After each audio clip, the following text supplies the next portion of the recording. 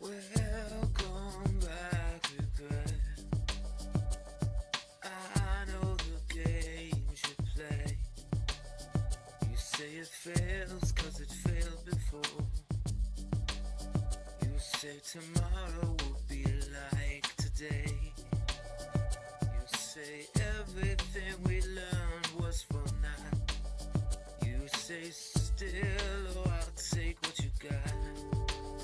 Well, this room that was yours has become a bore, and I'm stumbling through the dark and feeling for an exit door. Gotta be a way out of here. I know, there's gotta be a way out of here. Yeah, yeah.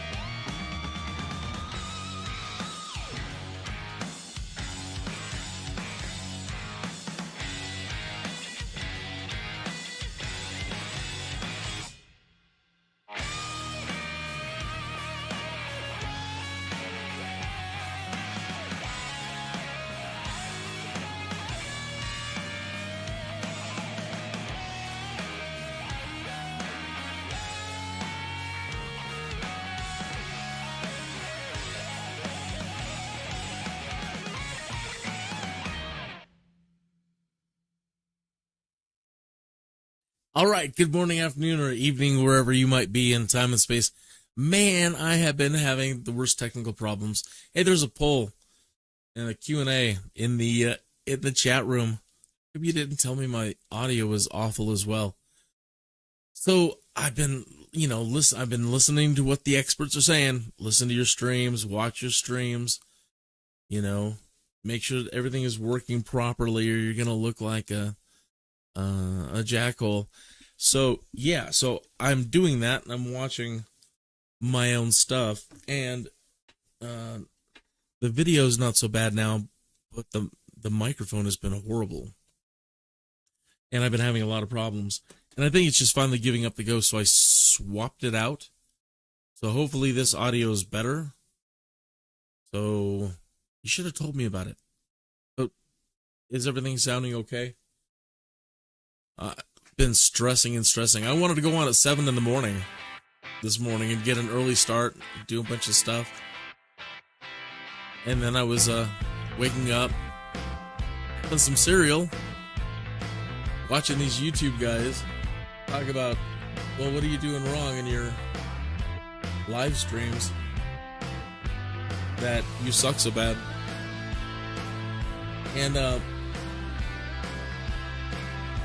man, the first thing they stress is, well, you don't know if you suck until you watch your own videos and listen to yourself, and then you'll see the true depth of your suckage. Boy, have I seen the depth. Okay, I found us a job, maybe 16,000 or so. We're going to be shuttling a VIP. And he wants to go all the way over here, and then I want to go to Detroit after that. But this is where he wants to go. So I put together a nice little sightseeing package for him since he's a VIP.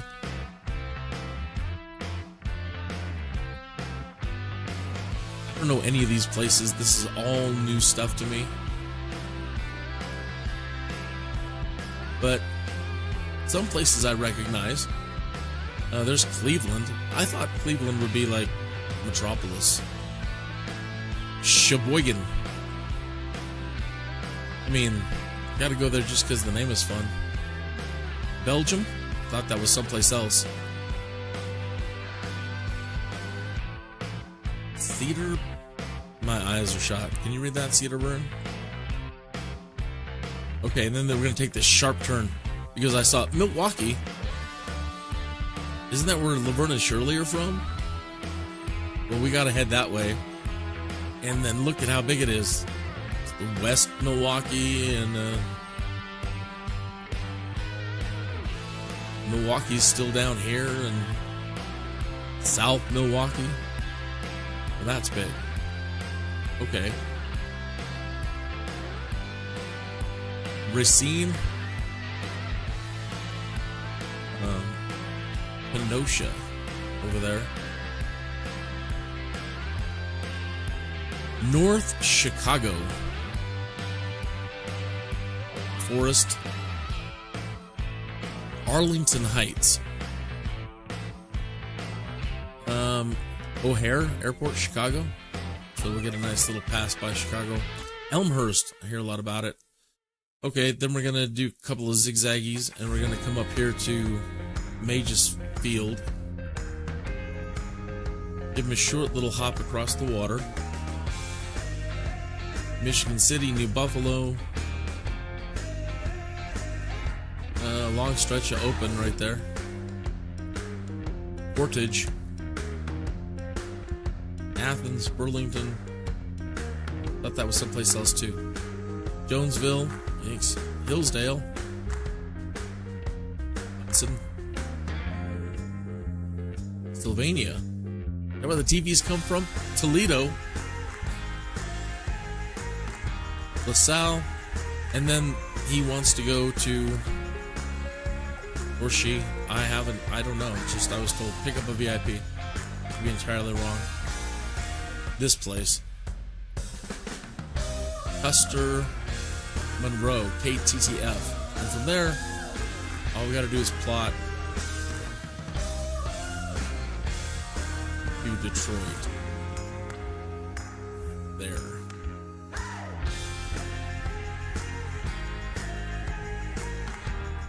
All right. And it's already in the computer. It's already programmed now in the GPS. I can't wait to show you that. If you haven't seen this, music is being provided by the Pretzel app. If you need live stream safe music, mostly. There's been a couple of tracks that were flagged and some disputes that didn't really follow through, but it's an imperfect world.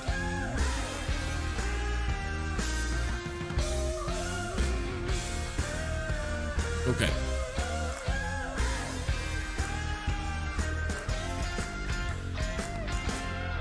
I'm going to stop the radio right there for a moment. And I want to make sure that dispatch is ready for us and that they're aware and they still have our job. I know it's going to be a good day when my Love favorite hearing pilot that. is working.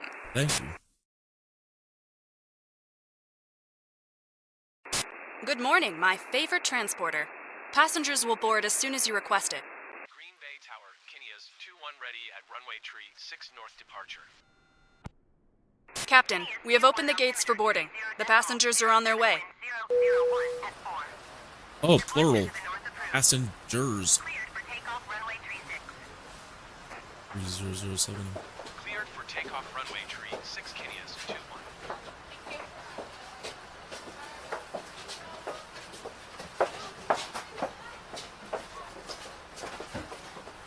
We were supposed to spawn in a parking spot.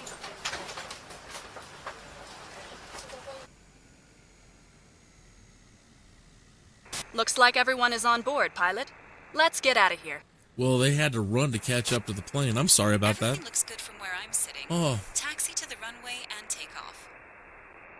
they're not going to tip me anything for that. Sorry about that.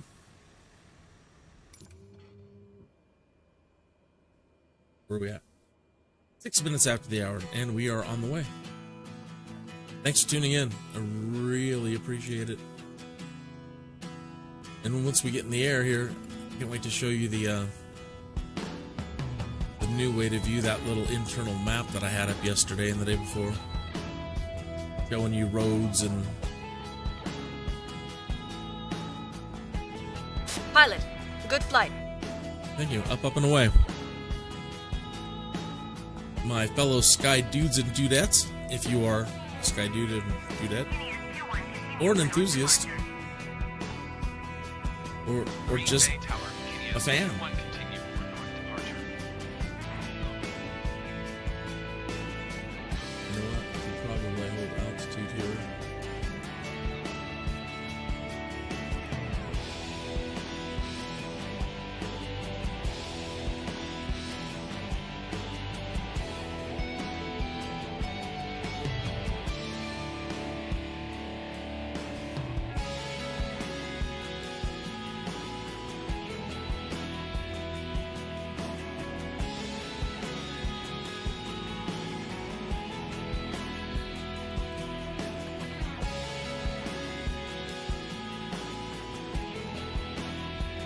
Oh.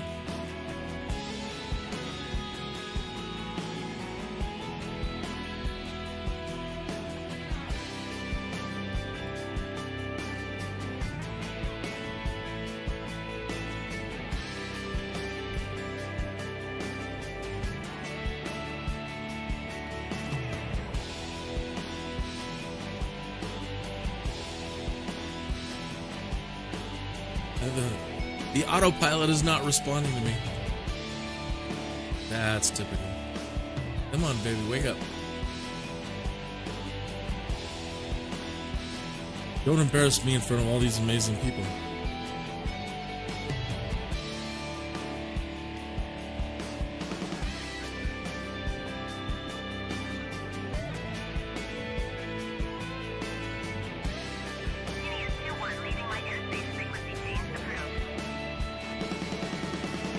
Green Bay Tower, Kinneas, 2-1 frequency change.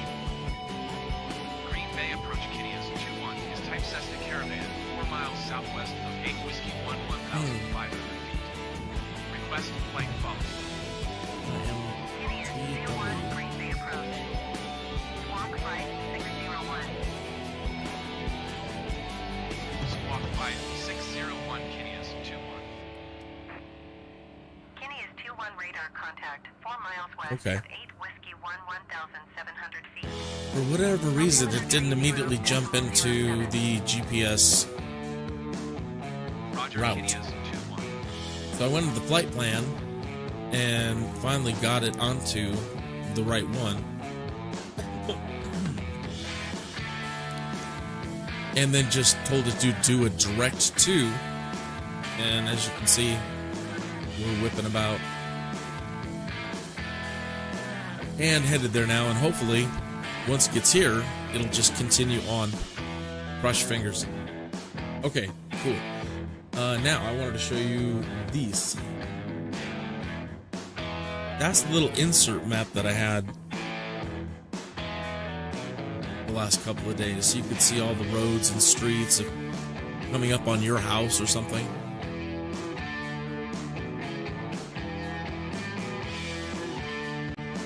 But now I have it in its own little window.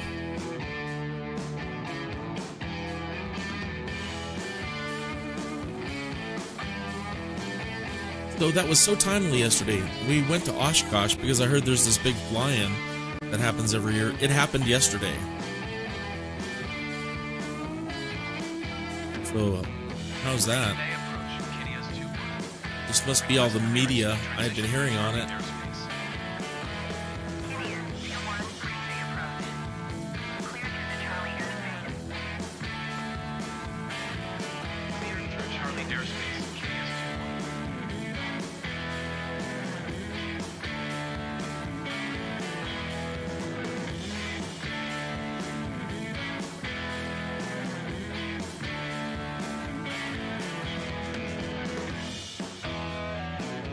Well, with all the stuff going on, trying to launch the show and talk for a little bit, you know, I forgot to say, hey, kick back. Take shoes off if you want. Mi casa, su casa. Drinks are back here. You can put out a little bed back here if you want. Kind of check things out from over here or over there.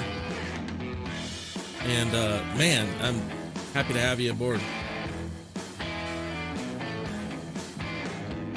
This should be an adventure. Places we've never been before. Well, I haven't. And Steve, my invisible co-pilot.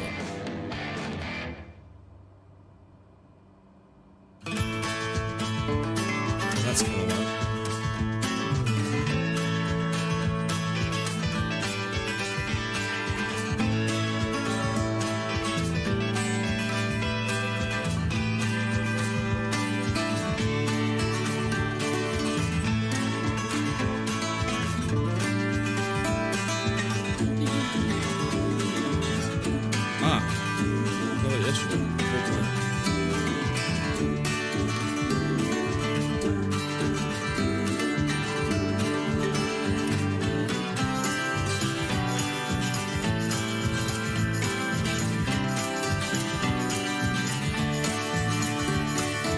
Where would we be without you?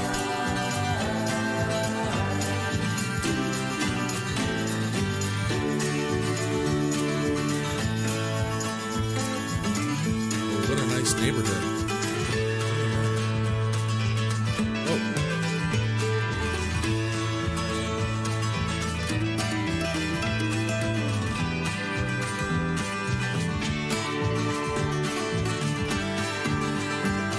Yeah, let's just go jump in the lake. We have so many lakes around here. Everybody's got their own lake. Especially back there.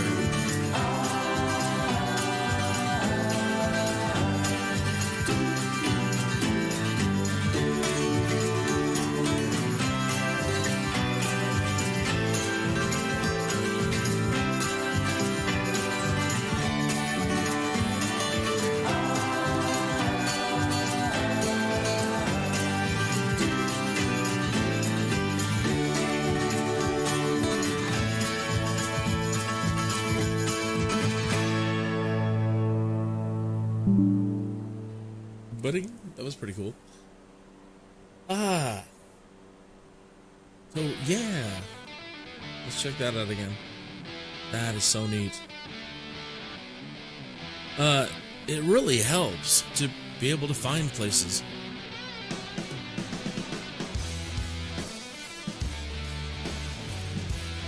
So, sightseeing, there isn't a marker for it. Or, you know, you're like, hey, show me my house. Fly over my house. Okay. We can do that. With that. Kind of herky-jerky when you get this close in. But, woohoo, look at that.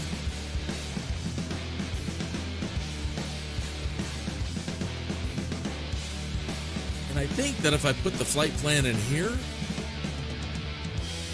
man, that's a lot of information to put in, but I believe you can put the flight plan in here.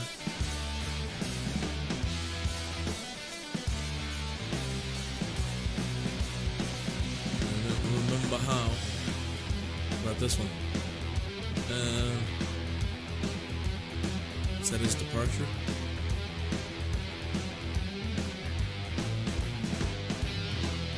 Aha.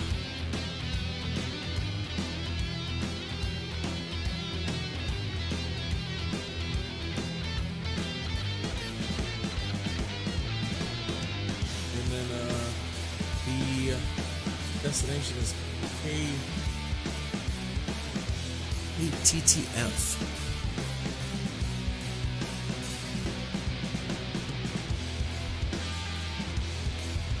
Buster. All right.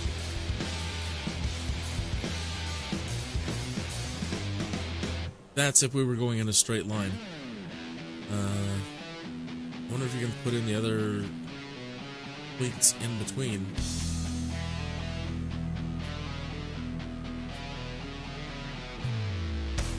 Just one or the other?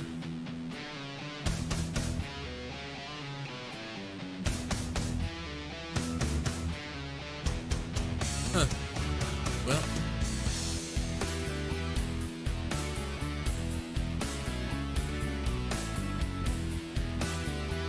There probably is a way like this, you know, importing, maybe.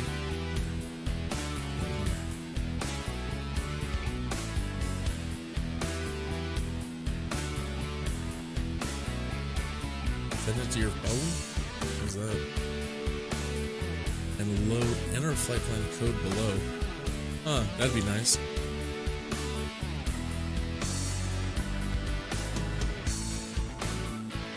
We can check our career status here.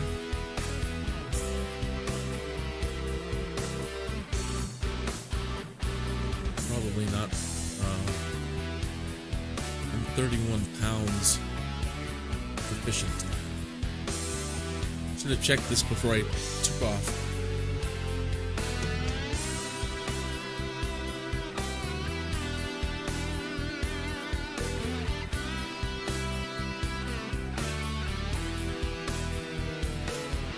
Okay.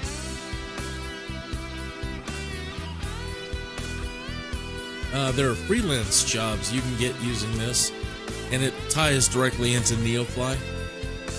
So, and if the plane exists in Microsoft Flight Simulator, chances are you just load it up and you can have a job for it.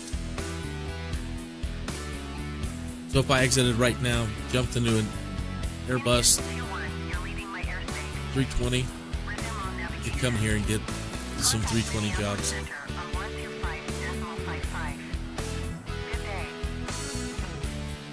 Bush trips, I haven't checked this out at all. This looks like it's linking to the Microsoft Flight Simulator Bush flights. And there are a lot, and they're really neat. I did some right at the start. I haven't really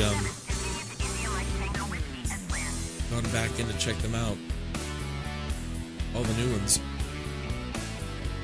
Documents, airports, map, pilot book,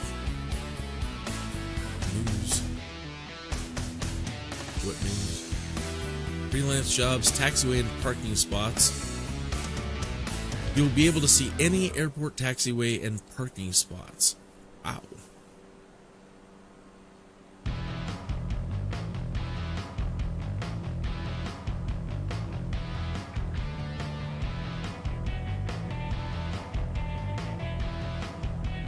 And we can center the plane. Nicely.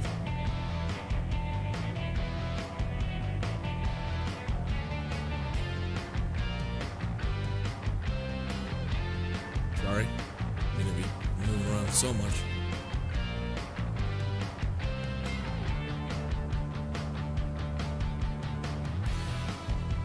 Add a waypoint.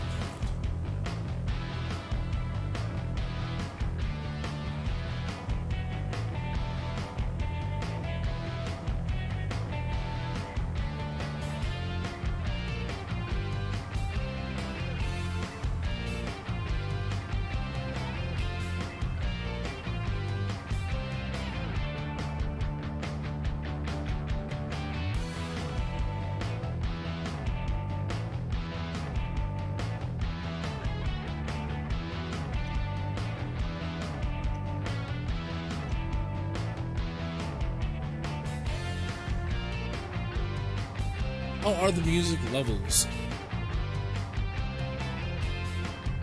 Now, I went through and I did listen to myself, and I tried to set everything the best I could. It is really challenging to listen to your own stream and then turn on the stuff on your end just for a minute so you don't get all this reverb and echo, and it's a trip. Can't say I liked it very much, but it was educational. I learned something. And again, hopefully, this is much better. I still want to go get a brand new microphone. This is an old one as well. And I think for a while this one was giving up the ghost, but it's working right now. The other one, I think, is just dead. I can't get much out of it. And I'm really going to need to get professional stuff. You know, all those podcast guys, they have some stuff also that sits on their desk that they interface into, and so I'll have to step my game into something like that eventually. So until then, this is the best I have, and it sounded okay to me earlier, but if you're picking up any distortions or have any advice, you're an audio guru, Master-san. Sensei, help your student. Far out, this is really nice. I remember, you know what I should be doing is I should be at least trying to like wiki some of these places. I mean, everything's got some history to it. If I looked over here, Manitowoc. 127.375 for Kinneas. Milwaukee approach from Kinneas 211,500 feet. Who thought about this for you?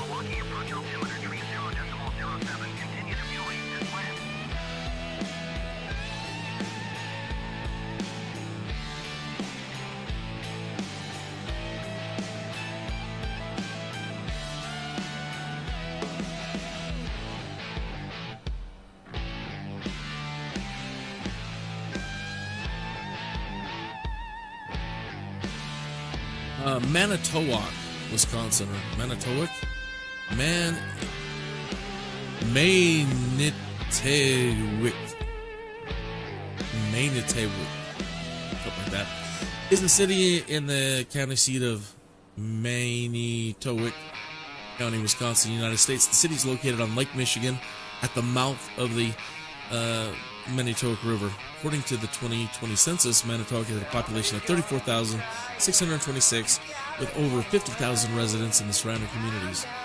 Reported to mean dwelling of the Great Spirit, Manitowoc derived its name from either Ojibwe, meaning Manduwak, to wag, meaning spirit spawn, or Manduwak Ug, meaning spirit woods, or Manitowoc, in, meaning spirit lands. In the Mnemone language, it is Manitowoc, which means place of the spirits. The Mnemone, the Menominee ceded this land to the United States in the 1836 Treaty of the Cedars, following years of negotiation over how to accommodate the Oneida, Stockbridge, Muncie, and Brothertown peoples who had been removed from New York to Wisconsin in 1838.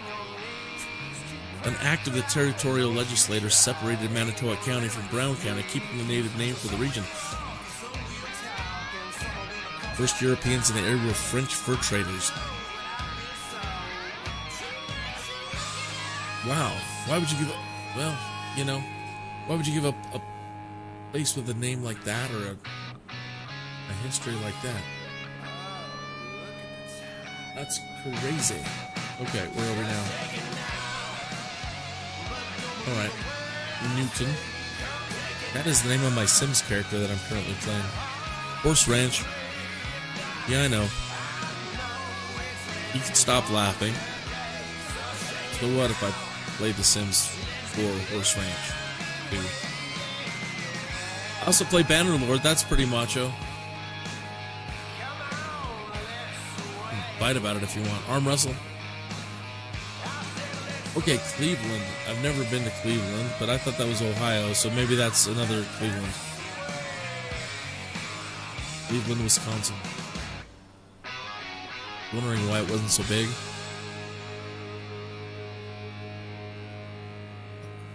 We're Cleveland, but we're not that Cleveland, so maybe we shouldn't be so big. Yeah, let's not be big. Okay, Mosul, Howard's Grove, Sheboygan.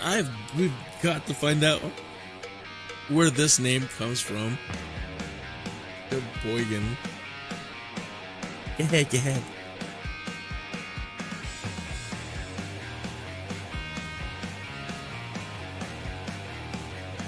I'm looking it up now.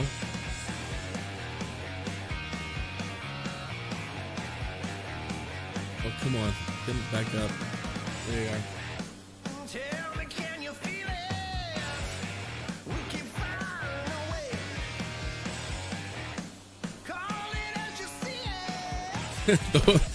The origin of the name is uncertain. Why am I not surprised?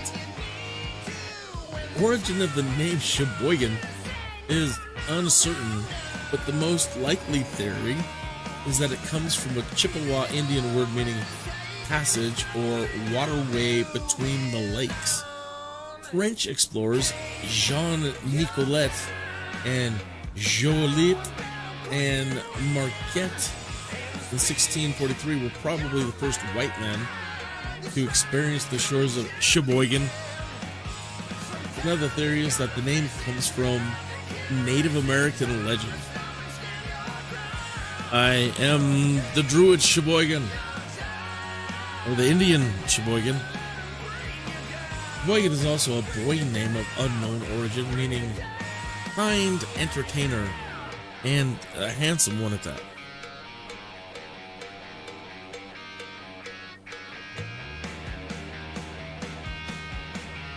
I was trying to pull up some history, but other than that, I'm kind of hitting it in the wall at the moment. Brief history of Sheboygan. The fur traders, the settlers began arriving in the 1830s. Industries began to take hold. Furniture, in particular, played an important role in shaping the local economy. They made so much furniture, the city was known as Chair City. The manufacturing of enamelware emerged in the 1880s in the form of small kitchen utensils and large kitchen and bath fixtures, an industry that still employs the largest number of people. A new wave of immigrants in the 1890s, at the time Tesla was out here in Colorado, And that's it for Sheboygan. How cool. It's coming up. Let me get out here and take a good look.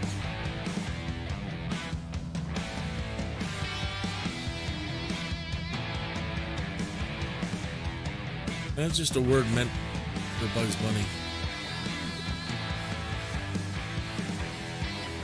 Erdman. Hey, that is family member last name. She's probably not giving up personal information, but it's so far removed, but it's in the history tree somewhere. There's an interesting prong sticking out of the ground there. Just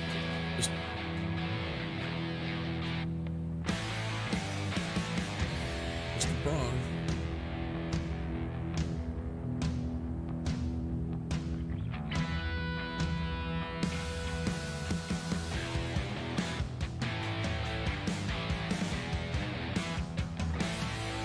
Chair City. Hello, Chair City.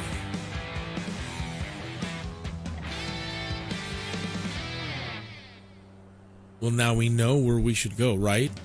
I mean, we're learning stuff.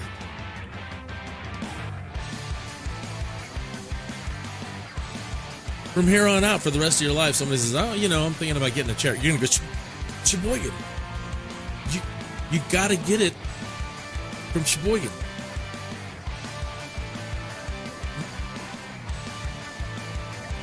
I'm going to.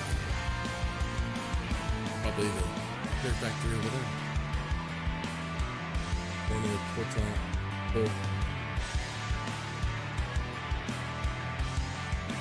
There's a lot of coal to power these houses and knock at those chairs and other utensils.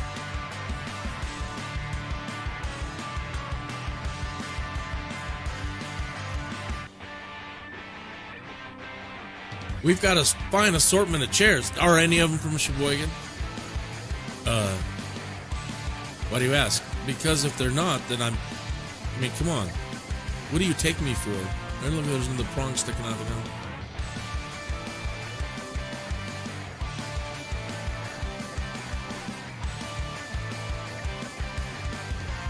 Where were we? Oh yeah, you take me for a cheap collector of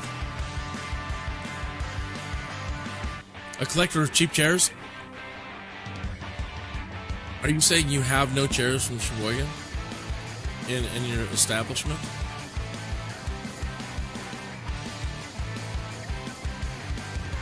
What evs? Alright, what's next? Sheboygan Town. Wilson. Lima, Ostburg, Holland, Cedar Grove, Belgium Town.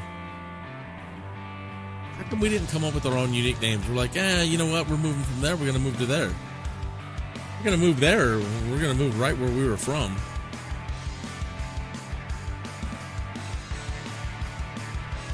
Everything has like, another place named after it.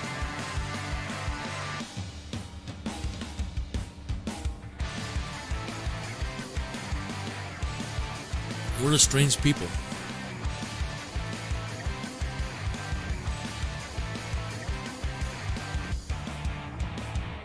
I've seen that word now a couple of times as we've been traveling around. Sauk. S-A-U-K. I want to find out what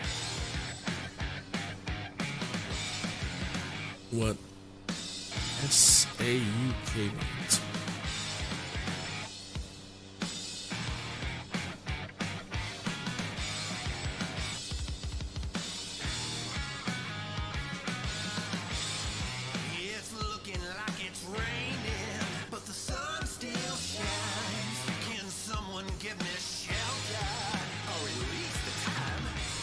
Sauk, a member of a North American people inhabiting parts of the central United States, formerly Wisconsin, Illinois, Iowa, now in Oklahoma and Kansas.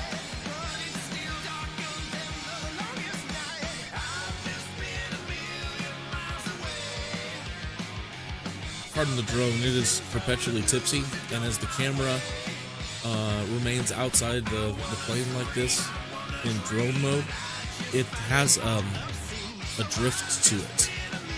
So over time, it will keep spinning us inverted. I don't know why or how to turn it off or stop it from doing that. You know how? Please let me know.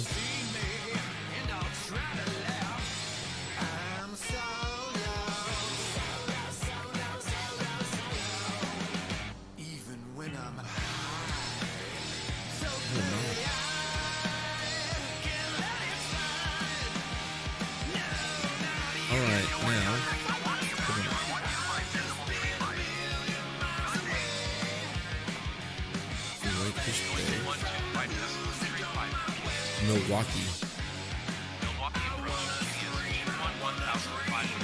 Steve is already liaising.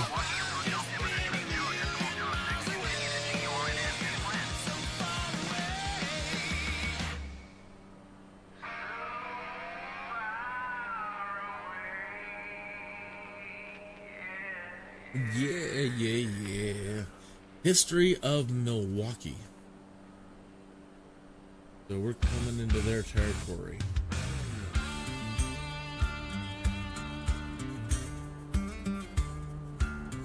Okay.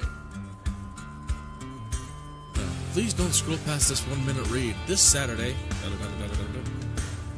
Sorry, Wikipedia. I'm sorry. I'm broke, man. I'm pimping it for subscribers, bro. History of Milwaukee. From Wikipedia, the free encyclopedia, Milwaukee, Wisconsin's history, which includes over 160 years of immigration of German, Irish, French, Yankee, Poles, blacks, and Hispanics, politics, including a strong socialist movement, nice, and industry, including machines, cheese, and beer, has given it a distinctive heritage. 1820, the first recorded inhabitants of Milwaukee area are the Menominee, who we just learned about, the Fox, Mascoutin, Sauk, Potawatomi, Ojibwe,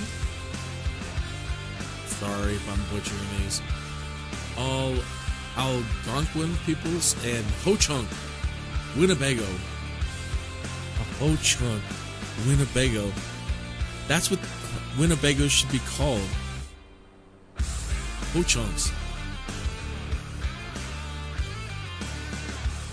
Many of these people had lived around Green Bay before migrating to the Milwaukee area around the time of the European immigration. The name Milwaukee comes from an Algonquin word, Milwaukee, meaning good, beautiful, and pleasant land. Potawatomi language, Minwaking, Ojibwe language, Omni-walking, or gathering place by the water. French missionaries and traders first passed through the area in the late 17th and 18th centuries. French explorer Robert La Salle was most likely the first white man to visit Milwaukee in October 1679. Although La Salle and others visited Milwaukee prior to the 19th century, Milwaukee was mostly inhabited by Native Americans. The natives at Milwaukee tried to control their destiny by participating in all major wars on the American continent. During the French and Indian War, a group of Ojibwas and Potawatomis from the far Lake Michigan area, from Milwaukee to Green Bay, joined the French-Canadian Daniel Leonard de Bugeaud. The Battle of the Monongahela. In the American Revolutionary War, the Indians around Milwaukee were some of the few Indians who remained loyal to the American cause throughout the Revolution. As the 18th century came to a close, the first recorded white fur traders settled in Milwaukee. This was French-Canadian Jean-Baptiste Mirondeau, who, along with Jacques Vieille of the Bay, Green Bay, established a fur trading post near Menominee in 1795. Grande remained all year with Vieux coming every spring with supplies. In 1820 or 1821, Orlando died and was the first white to be buried in the city.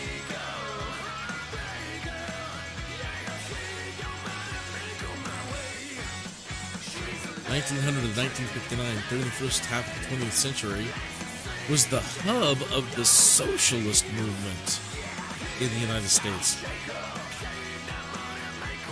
Milwaukeeans elected 3 socialist mayors during this time. I should keep my to myself. Often referred to as sewer socialists, these Milwaukee socialists were characterized by their practical approach to government and labor. These practices emphasized cleaning up neighborhoods and factories with new sanitation systems. Well, why do you got to call yourself socialist for that? In 1917, Milwaukee was the site of a terrorist explosion when a large black powder bomb exploded at the Central Police Station. Oh my goodness. All the way back then.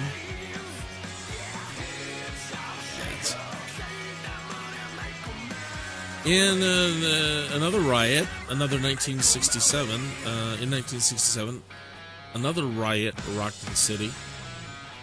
The 1967 riot was one of 150.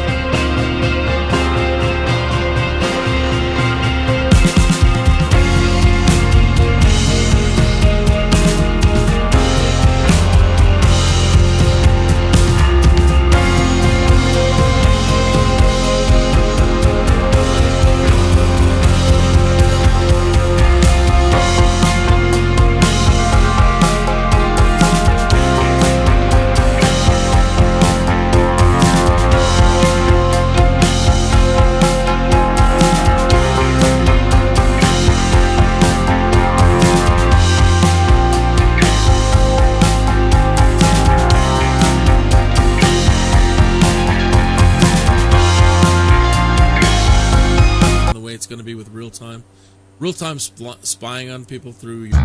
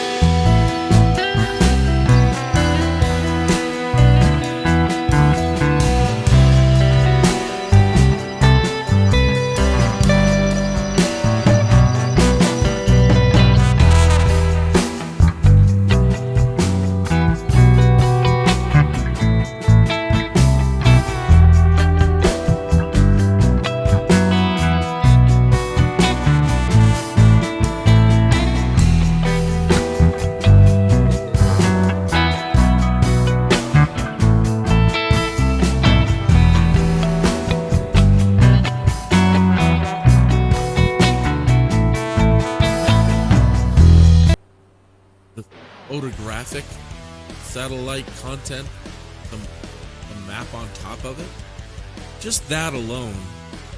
And then it's just a simulator, all the simulator things that have to go into creating something. Just like, wow, these buildings. I guess I'm impressed. There's a helipad because we've just seen so much open space. And now we're starting to see civilization, man. It's turning me on. And we're headed towards Chicago.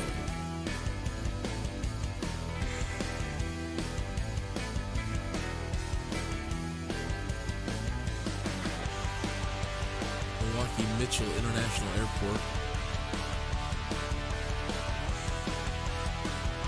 Pretty highways, they don't look all crazy like some places.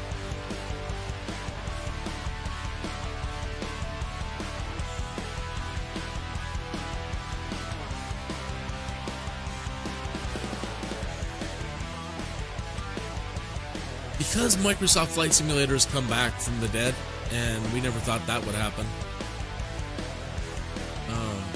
I've got my fingers crossed for Maxis. I would, looking at all this, I just want to play SimCity again so bad. Cities 2 is coming out, And as soon as that comes out, I'm going to be streaming that. I'll probably still try to keep doing my hours every day and get my flying in every day, but I'm going to be streaming the heck out of cities. I really enjoyed SimCity growing up. Every iteration I can get my hands on, plus Streets of SimCity and SimCopter, and that's why I'm playing The Sims 4. The wife and the kids have it, they love it, and I'm a Maxis fan, so I like checking out what they're doing.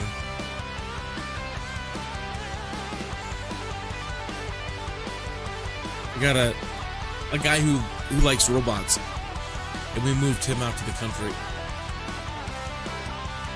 I was thinking about that movie City Slickers. Like, how's my guy and his robots gonna react to moving out to the country? They're doing really well, though. It's been really good for them. They're digging it. They're all becoming cowboys. They went and saw a ghost horse the other night. And they found this mystery cave, which they haven't been able to get to the bottom of yet. They keep advancing further and further, and then like, oh, well, now we need this.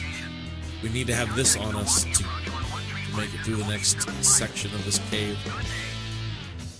The next thing that we're trying to get our hands on is something called energy nectar. Milwaukee approach, Kinneas 211,600. If we can get a hold of a couple bottles of that energy nectar, we can make it past the second, well, probably the third level. Kind of like the D&D thing. So that's the next thing I need to take care of, or try to do in The Sims. But yeah, I would love to see them come back, because now we have all this amazing compute technology to do what you're looking at and what I'm currently doing. You know, and here it is throwing satellite this and real-time that and this and that and weather and physics and yeah, live weather, real-time.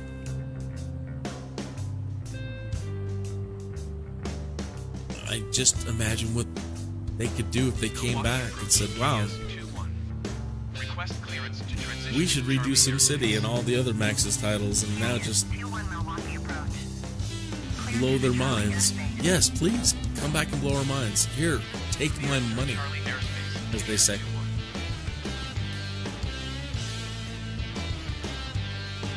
Alrighty. I had a friend with the last name Racine growing up. Now we're heading down to Kenosha. Pleasant Prairie.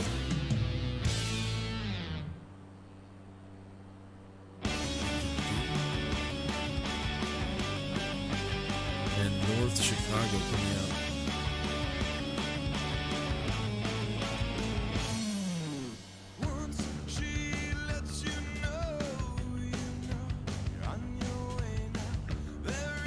I've never pulled up a history of Chicago. This should be interesting. Chicago has played a central role in American economic, cultural, and political history. Since the 1850s, Chicago has been one of the dominant metropolises in the Midwestern United States and has been the largest city in the Midwest since the 1880 census. The area's recorded history begins with the arrival of French explorers, missionaries, and fur traders in the late 17th century and their interaction with the local Potawatomi Native Americans. Another Jean-Baptiste Point du Sable was the first permanent non-indigenous settler in the area, having a house at the mouth of the Chicago River in the late 18th century. There were small settlements and a U.S. Army fort, but the soldiers and settlers were all driven off in 1812. Modern city was incorporated in 1837 by northern businessmen grew rapidly from real estate speculation and the realization that it had a commanding position in the emerging inland transportation network. Based on lake traffic and railroads controlling access from the Great Lakes into the Mississippi River Basin. So they were highway robbers. We're going to control all this, you see. You want to go that way? Yeah? You got to come through us, see? Despite a fire in 1871 that destroyed the central business district, the city grew exponentially, becoming the nation's rail center. And, oh, cool, we're going to see some rail yards then. And the dominant Midwestern center for manufacturing, commerce, finance, higher education, religion, broadcasting, sports, jazz, and high culture. The city was a magnet for European immigrants, at first Germans, Irish, Scandinavians, then in the 1890s to 1914, Jews, Czechs, Poles, Italians. They were all absorbed in the city's powerful, ward-based political machines. Many joined militant labor unions, and Chicago became notorious for its violent strikes, but respected for its high wages. Large numbers of African Americans migrated from the South starting in the World War I era as part of the Great Migration. Mexicans started arriving after 1910 and Puerto Ricans after 1945. Cook County suburbs grew rapidly after 1945, but the Democratic Party machine kept both the city and suburbs under control, especially under Mayor Richard Daley, who was chairman of the Cook County Democratic Party. Deindustrialization after 1970 closed the stockyards and most of the steel mills and factories.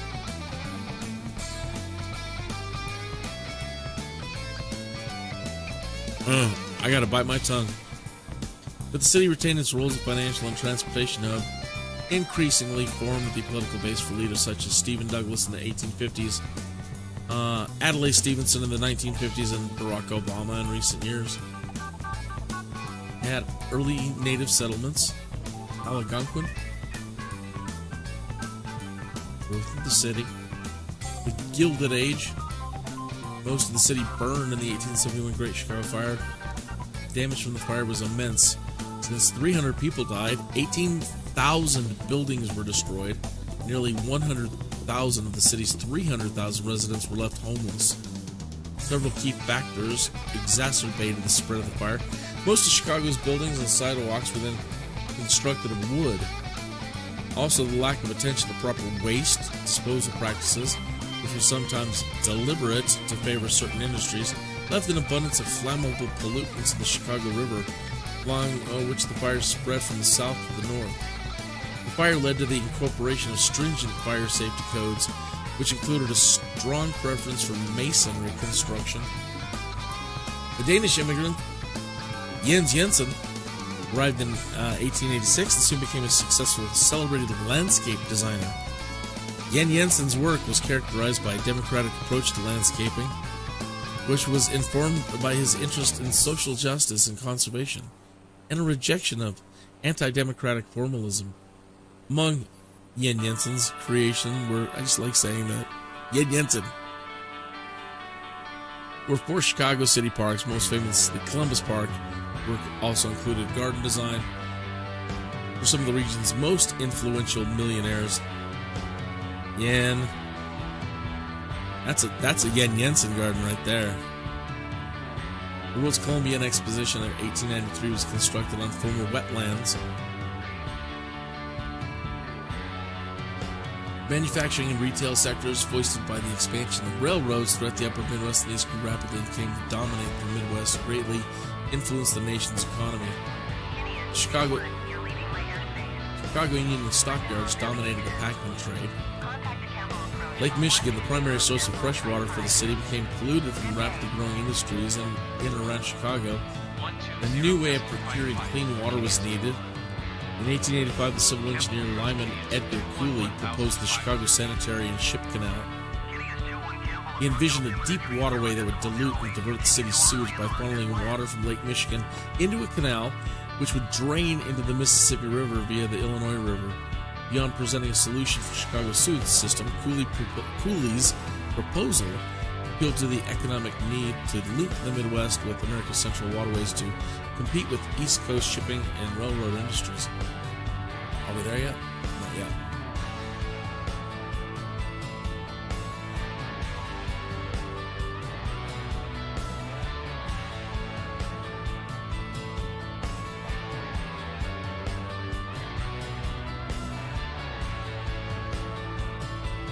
Jens Jensen.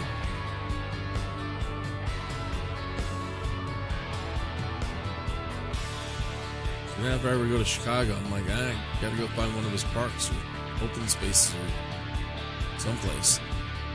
Might need to find a millionaire. But they'll be impressed. They're like, really? You know about Jens Jensen? Oh, yes, I know about Jens.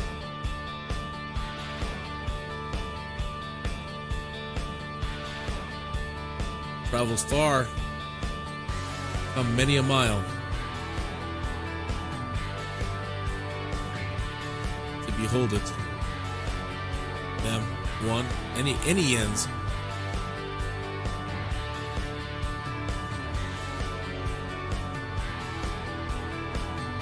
You know what I didn't check on this flight? I'm even afraid to admit it and tell you about it.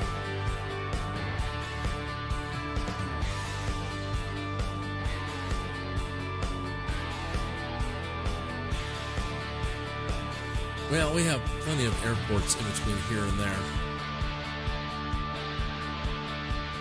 So we'll just use theater of the mind some more as we come up on this one right here. And we'll say we need to use the restroom.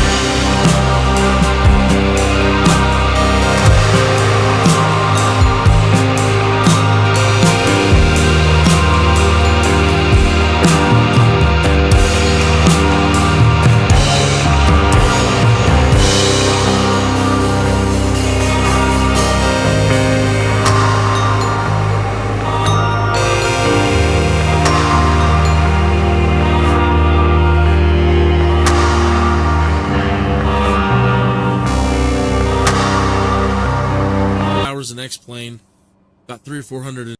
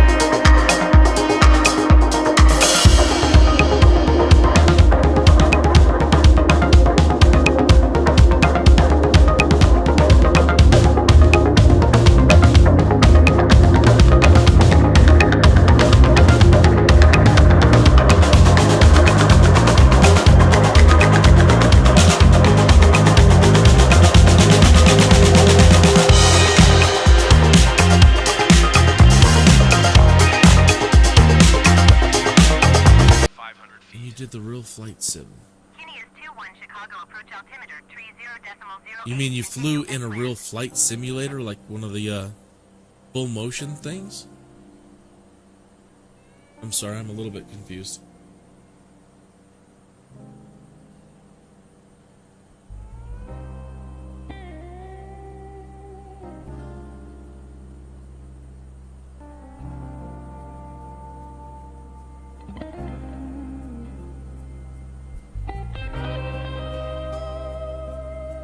There's O'Hare right there.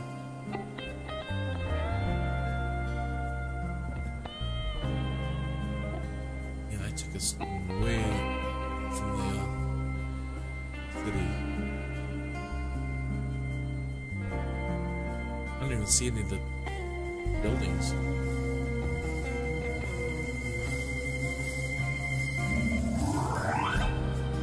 Oh, I think those are they over there.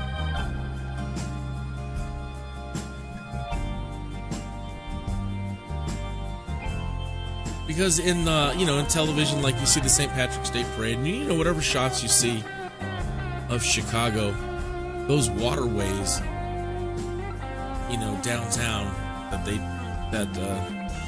have are pretty mind blowing.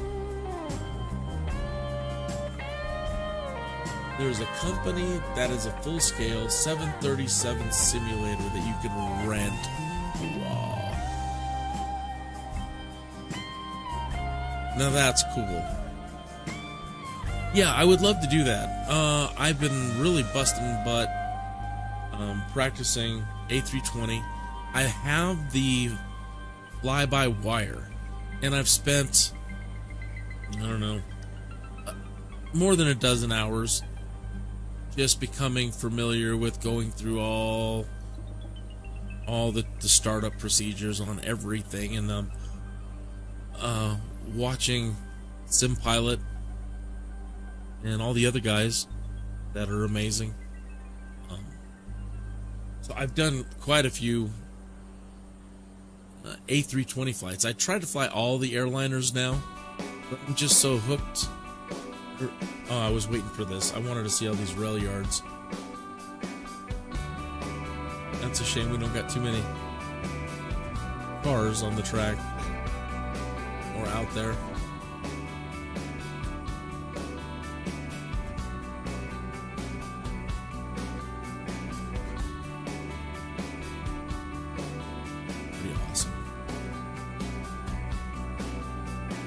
That would be amazing to fly. I really would like to try it.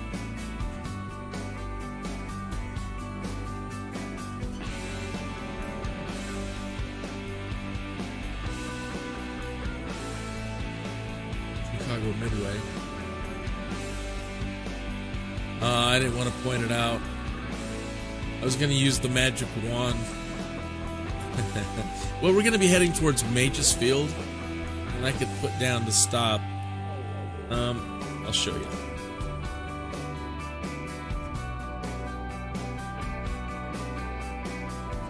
Yeah, it's time for a pit stop, Captain.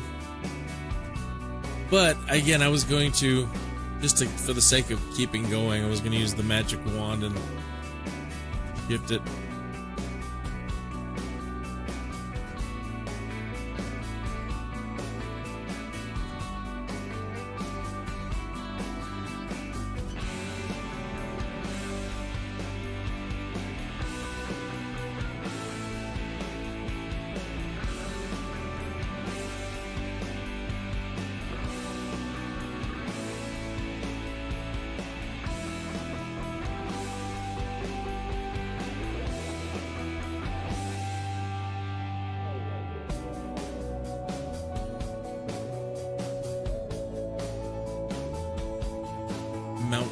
Cemetery, Queen of Heaven Cemetery.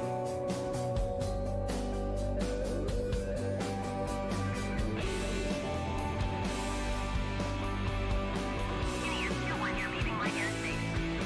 Resume on navigation. Contact Chicago approach on 126 I do check rides. This is kind of part of my wanting to learn how to do cross countries. I've pretty much spent all of my time doing all this Skydude stuff, the origin of Skydude. Pretty much spent all of my time in Colorado. And this, and then with the airliners, I've been just going all over the place. But this is kind of like my first VA cross countries. So I started out in Colorado. And I've been taking jobs just to keep moving me further and further and further away. And here we are, out at Chicago. So, yeah. Kinneas 2-1, 2-1 Chicago approach. Cleared through the Charlie airspace. Cleared through Charlie airspace, Kinneas 2-1.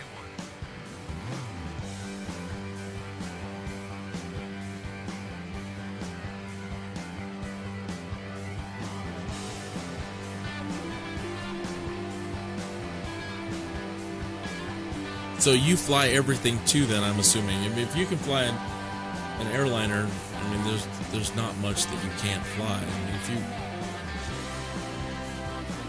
I found some of the military planes very frustrating. You know, you learn all this stuff that translates up from small planes all the way up to jets, up to airliners. And then you jump into some of these military planes, and it's probably by design. It's like, no, now you gotta learn everything new. We don't call it that. I did pick up the F-35, and it's the only one that I've jumped into, and I'm like, oh, this makes sense. Everything that you've learned from flying a Cessna all the way up through airliners, you can jump into a 35, and it translates up. It's a beautiful thing. That's neat. That guy's sewer system dreams. Waterways and sewer systems.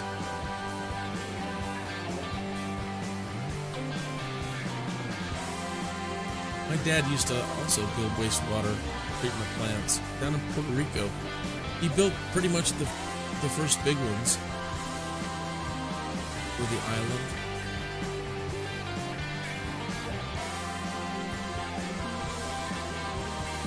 It's gotta be a terribly stinky part of town.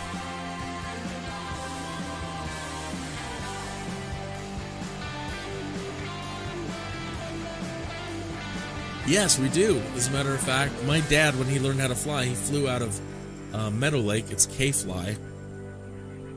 And that's where he got his Vision Flight rules. I'm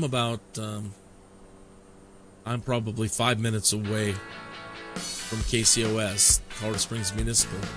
And then Meadow Lake is just up the road about, I don't know, 15 minutes, if that. And, yeah, so they're the ones that I would go to. And there's so many little airports around here. But because my dad went there, I'm always keeping my eye on what's happening over at K-Fly.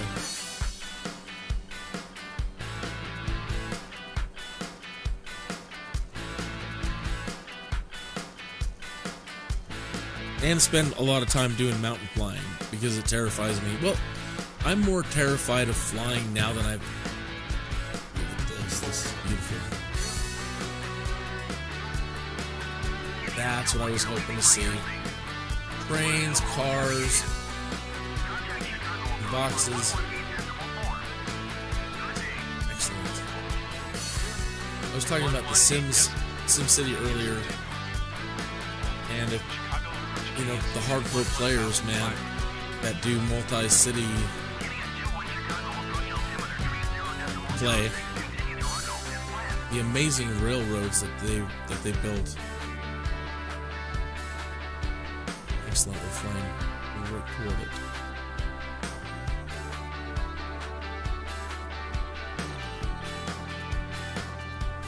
Now, I didn't check the flight map when flight planning this part of the trip, and I hope I didn't inadvertently. Looks like we're turning away. Yeah, I don't want to be flying right into a building.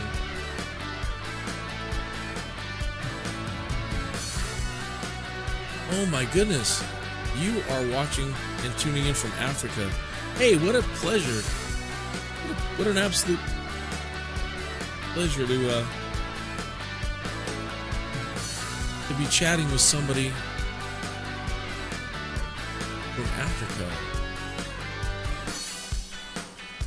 That's got to be some slice of heaven too. That has to be.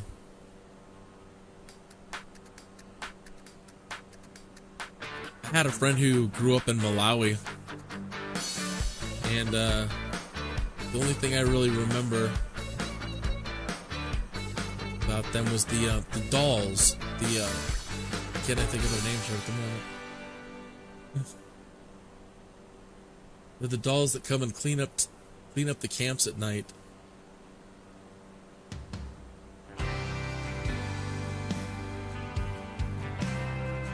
Cape Town, South Africa. Wow.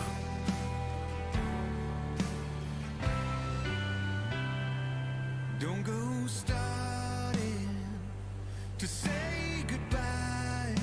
We got lucky with the flight plan. How nice is this? We get a nice shot of everything. This is what I wanted to see. Oh, the more train yards. Wow, sorry. On the road ahead, Oh, this is fantastic. let's get started to live.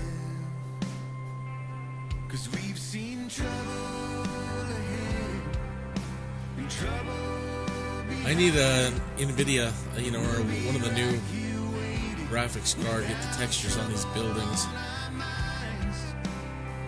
Everything looks kind of Mad Maxed.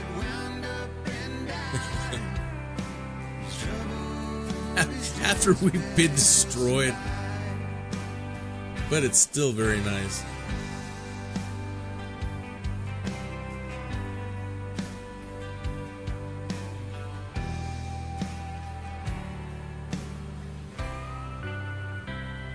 It might be raining, it's bound to shine. You need darkness to show light. Wrong button there. Heavy lifting on the roads ahead. Easy now, easy. Let's get started, let's get fed. Here we are, where We're gonna be crossing. Just cutting the corner. seen trouble ahead, E-bag. trouble behind. We'll be Man, even crossing over just a corner of this place, that just makes my stomach churn. I'm not a big one on flying over water without the ability to land on it.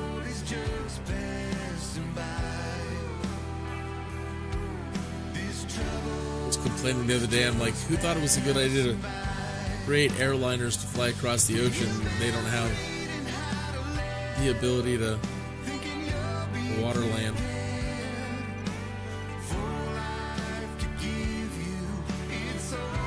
But yeah, I was saying I'm more afraid of flying now than I've ever been. Now that I know how to fly in the simulator, and I try so hard to do everything perfect, by the book, and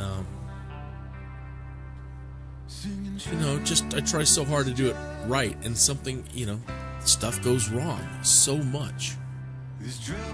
Maybe not so much, but you can always count on me to screw something up. And you go through that phase where you start learning, you're like, getting pretty cavalier, I can, I'm comfortable with this. And the next thing you know, dead, crashed. And so when I try as hard as possible to do things right, things still go wrong.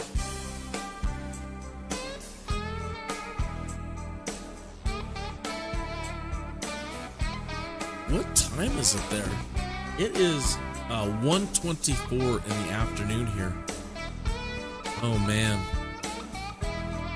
Now that I'm thinking about South Africa, I'm just thinking about possibilities of good food. I watch all those travel log shows, at least the wife does, so I end up watching.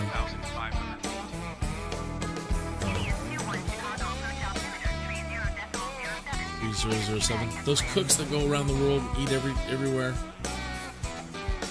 There's good food everywhere. 3007.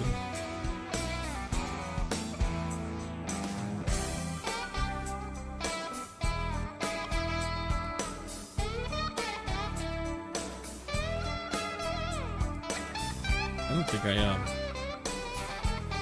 yeah, I did. I was gonna say I didn't. I didn't put my condition in the right spot.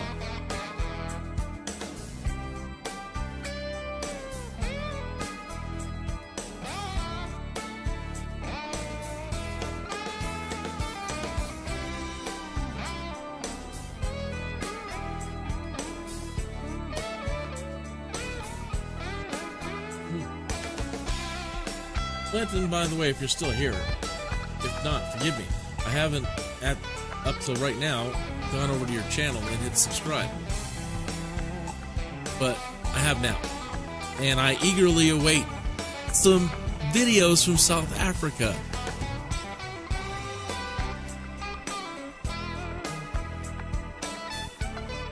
I look forward to seeing this empty space get filled up with some stuff here.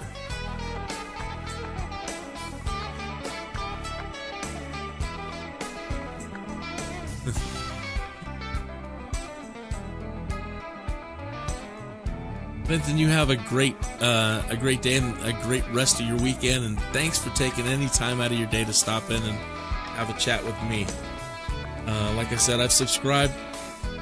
Thank you for subscribing, and hopefully I'll see you again sometime. Happy flying, Captain.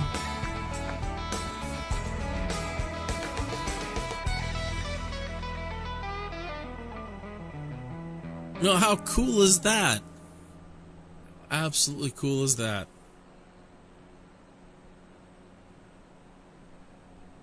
If I don't have work tomorrow, then I will be back at this. I am on call for driving, transportation.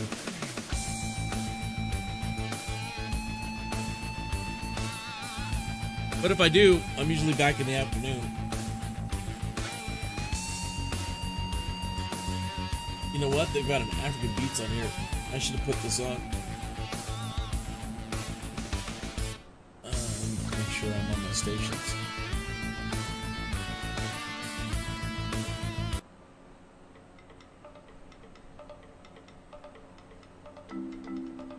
Heck yeah. Well, maybe we'll have to take one of those freelance jobs in Neofly and make our way over to visit Clinton and have some good food and have a good time, some drinks and some dancing and some festivities. Look at this water. It's scaring me to death.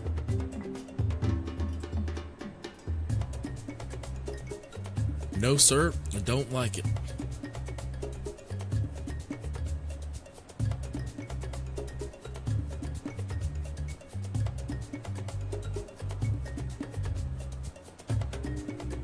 And entirely too much water for me when you're not going 500 miles an hour.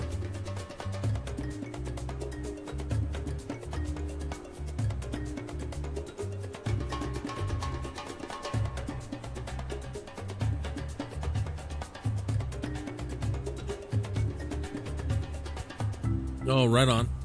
I hope that's a good thing.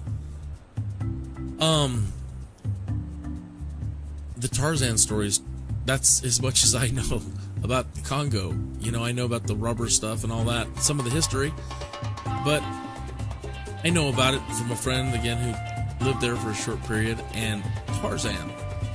I'm a super big fan of the Tarzan stuff. Oh, yeah.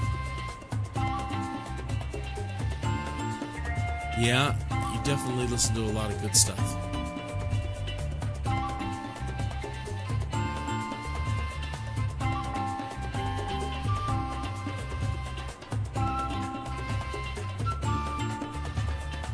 Macondi.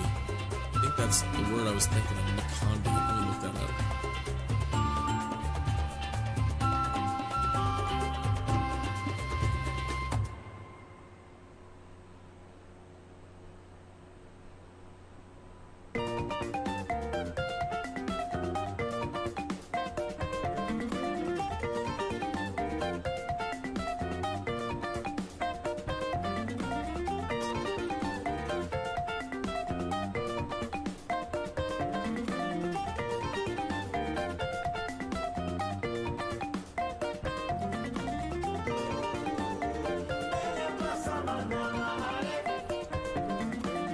Yeah, I understand.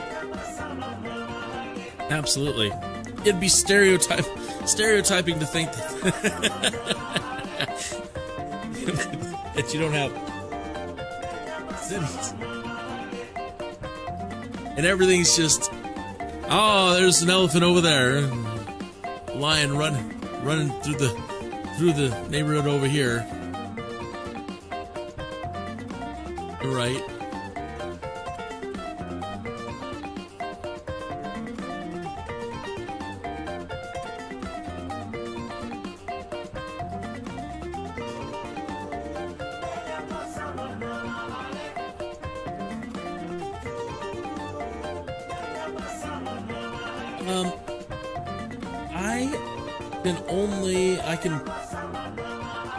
I have different stations, but it doesn't play anything that's mainstream copyright.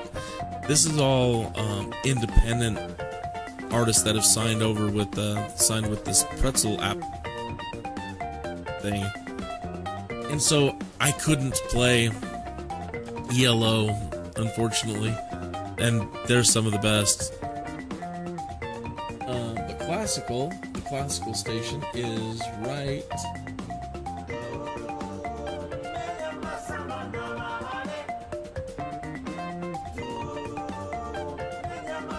there.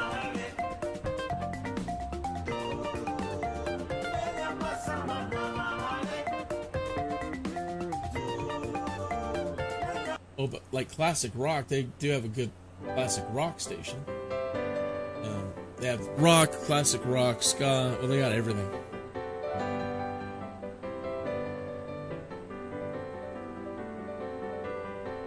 There's classic rock.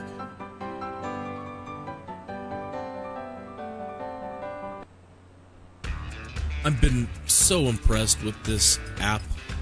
I've been looking for a long time to have any music to listen to, because when you're doing flying, especially when you're doing night flying in an airliner and there's just nothing to see, I've got to have music to listen to and play on the stream. So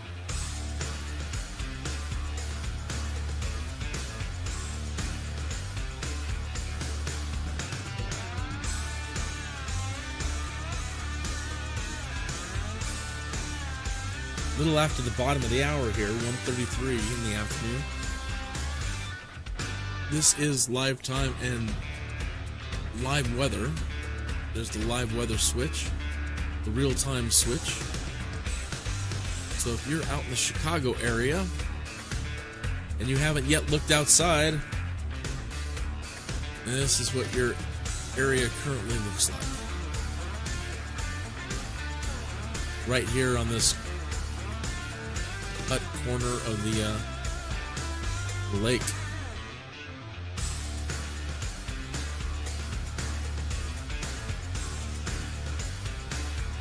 I'll have to check weather radar, find out what all that's doing, but that doesn't look too threatening at all. It looks nice and peaceful and pastoral.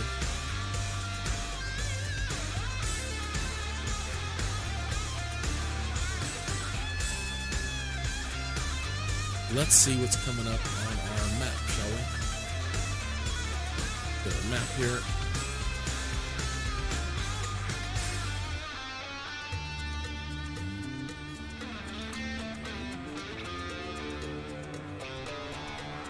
Indian Dunes National Lakeshore, Westchester, Michigan City,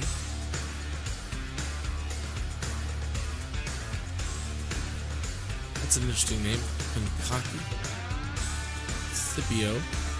He was a Roman emperor, wasn't he? Yes, sir, Captain. Take care, sir.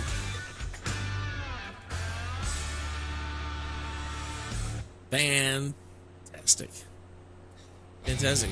That's the first time, not only that, getting to chat to somebody from South Africa, that is the first significant chat that's ever taken place on a Skydude's live stream. So, thank you for being the first.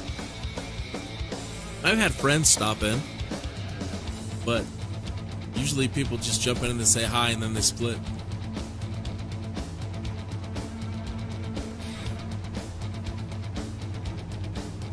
I'm hoping that the sub comes through and Clinton's name replaces Max's name here. I'm hoping this thing should work. It should be real time. But I haven't seen this change yet.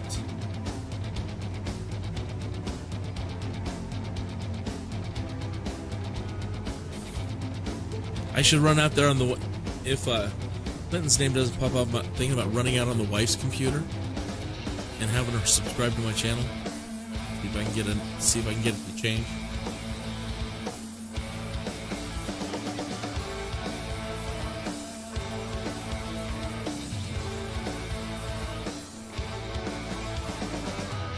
Alright, so coming up, we are completing... There's another place called Sturgis.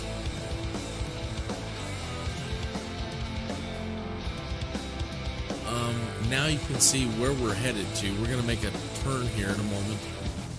And we're going to head towards Monroe. And drop off our VIPs. And then I want to desperately see Detroit. Never been there. I've never been any of these places that we're traveling over. But I really want to see Detroit. So we're going to head over here, and probably when we get here, I'm going to pause it and just kind of zone out for a little bit, looking around. Definitely want to go back and spend more time looking at Chicago at some point. But we have a job to do today, and I'd like to get paid. This job should be about, like 17 grand. 17,877. When I had my pilots, before they took them away from me, they want me to pay another $10, and I don't want to do it. Between myself and the pilots, we've now made over $9,700,000, and that is going to start affording me the luxury to do these. Check this out.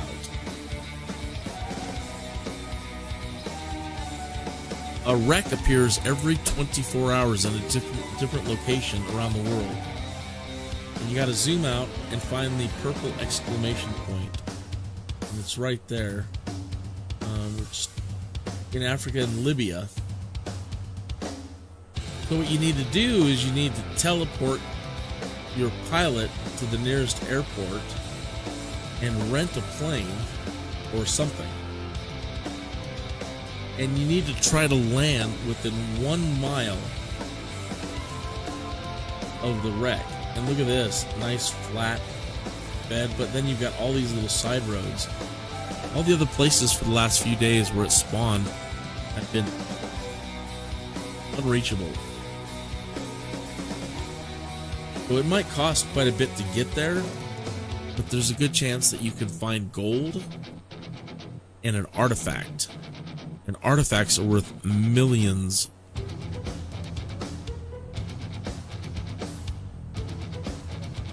So I might be doing that tomorrow. Trying to, well, at some point, I have to do it early so it doesn't vanish. Maybe I'll try it later. We'll at least look at the, once we get to Detroit, we'll look and see how much it costs to move our pilot there. It's going to probably be $1 million.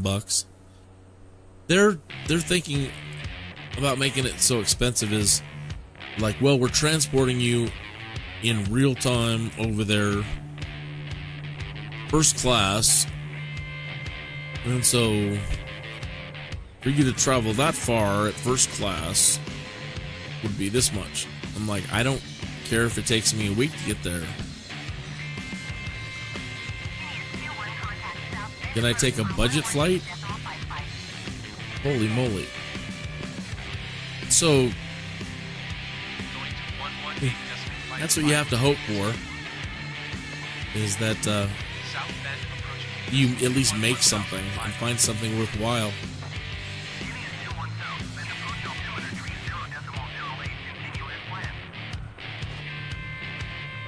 I've done one. I got lucky. One appeared, I can't remember where now. I want to say it was over here in Missouri somewhere. I don't remember now. But I got real lucky. I opened it up one day and I saw that it was here. And I transported my pilot. And it had an airport a mile away. I just basically took off and flew across the road and landed in a beautifully flat field. And got some gold.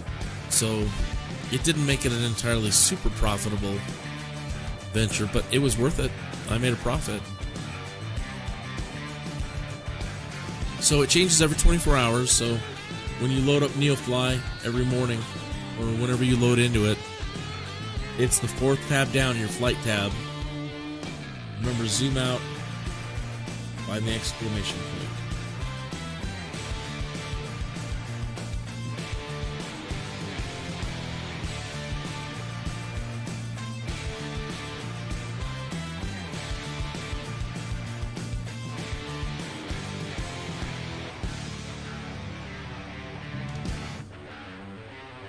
Oops, I just deleted our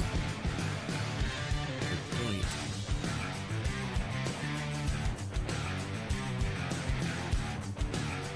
Oh. It added a waypoint, but I see what it did.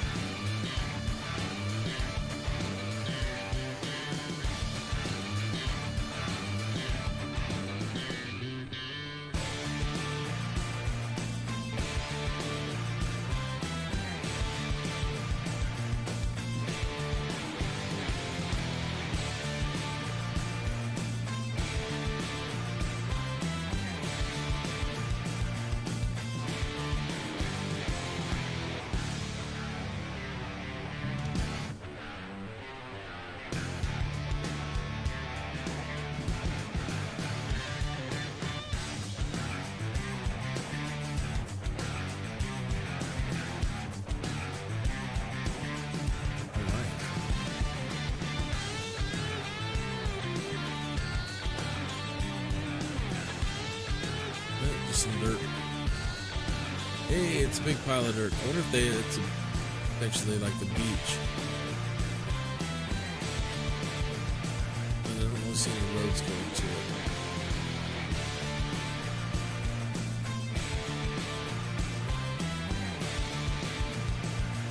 I don't have buildings turned up very high. Let me see about turning them up a little bit higher. Didn't affect the computer too much.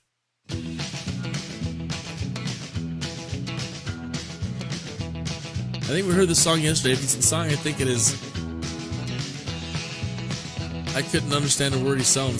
Something about, I want some belly rubbing.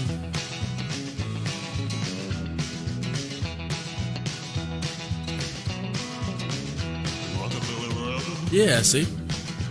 Want some belly rubbing? What the heck is he saying?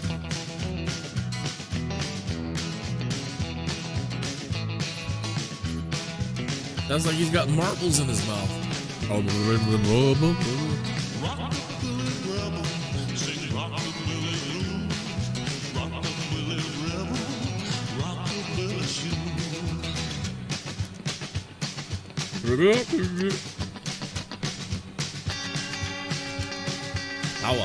A power plant.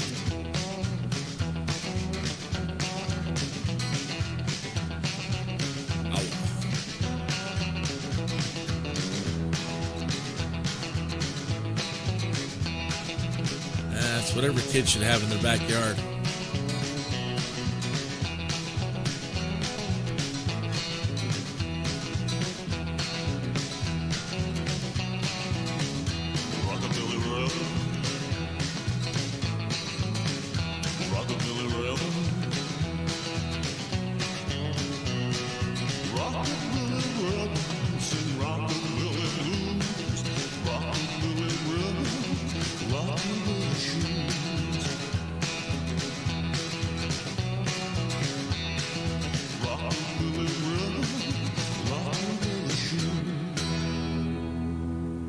Rock the belly, Robin.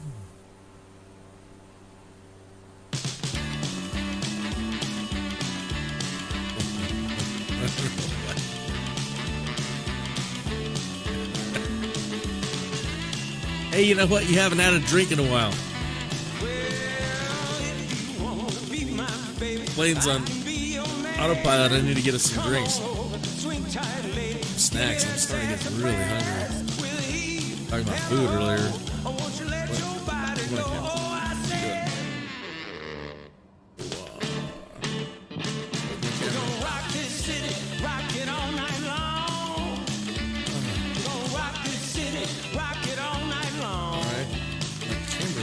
Messing up on me when I try to turn around. It wants to point up into the air. It doesn't want to. It's like locked in. Like we're wearing a neck brace. I can't lower my view.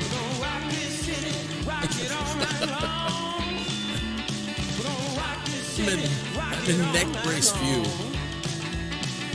Keep on rocking straight from dusk to dawn. Well, be my sugar plum, 'cause you're so damn sweet. Nice and tasty, make Yeah, that's better. Take off the neck brace. Gotta find another way to sweep you. Which seat would you pick? You know what I'd really love to do? I really want to rip all of these seats out and put some couches on the sides. And so the center is more open. And then there's a place to take these out too. Maybe some throw rugs and some pillows. And we could have some little screens up in here. Put some lighting in. And definitely drop this for our bar and our refreshments. I want one of these so bad.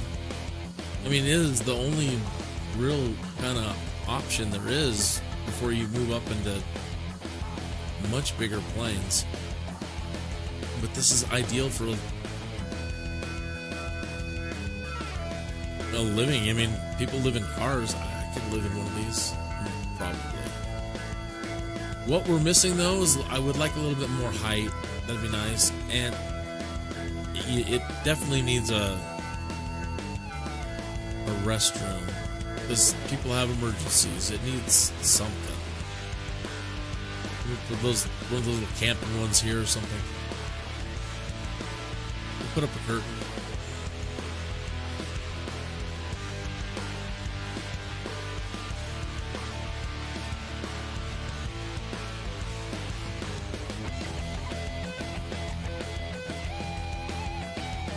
It's already got the sound system.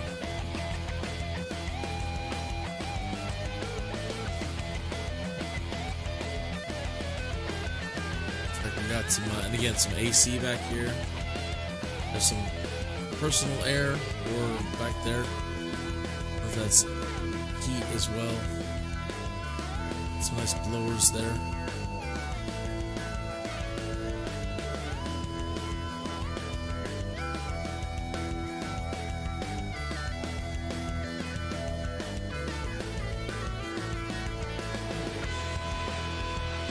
One of the things that they weren't able to do with the 2020 version here is, and it's somewhat impractical and silly, but I would love to have an app or a way for you to like join a live stream directly, to join a flight, not just join the live stream. All right, so I'm on a flight, right? And you open up your app, whatever it is, a Microsoft Flight Simulator flying app, you know, or a passenger app, right? So as long as you have my screen name, if I am flying, no matter what I'm flying, it will fill the seats up with as many seats as I have. So you could appear as an avatar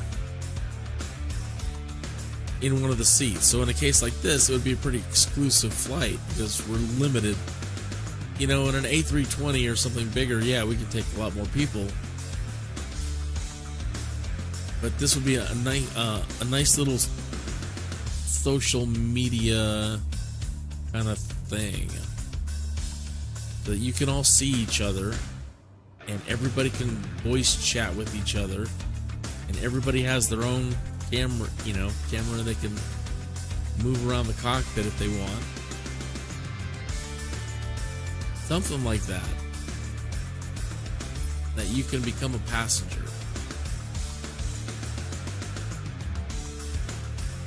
Because I would love to do one eventually with all of my followers on Twitter or other social media. And, I don't have a lot, but it would be nice to have 50 seats. Get an airliner like an A320 and have 50 or more people hop in as avatars to all hang out and socialize. Then you need your bar for sure. I mean, we're going to need lots of new features to keep people entertained. They're going to need magazines. They're going to need videos and seats. I've got the music covered. They're also going to need like frequent flyer miles for like if they pop on and you come into my flight as a passenger. It knows how many hours you've flown. And you can use your frequent flyer miles to like buy things, get cool stickers and t-shirts for your avatar, clothing. Dress your avatar. Buy drinks and hand out drinks to people and spend your points that way. There's so many cool things that are totally within the realm of possibility now with the computers that we're using today. What time is it? It is almost 2 o'clock in the afternoon. White wall tires, hubcaps of gold. She got a long back seat, something to behold. She's so very extraordinary. She's so long and lean. Like that. Big blue eyes, long black hair. Yeah, she's got the keys to my loving machine. I thought that's a cesspool. Well, my engine's hot and I'm running on red. I'm turbocharged and my engine is red. She's so very extraordinary. She's so long and lean. Big blue eyes, long black hair. Yeah, she's got the keys to my loving machine. Very interesting looking terrain, very like scarred.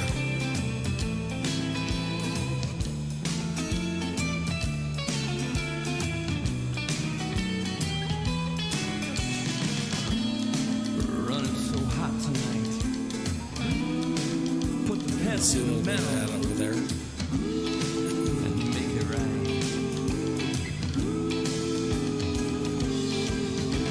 She's so very extraordinary. She's so long and lean.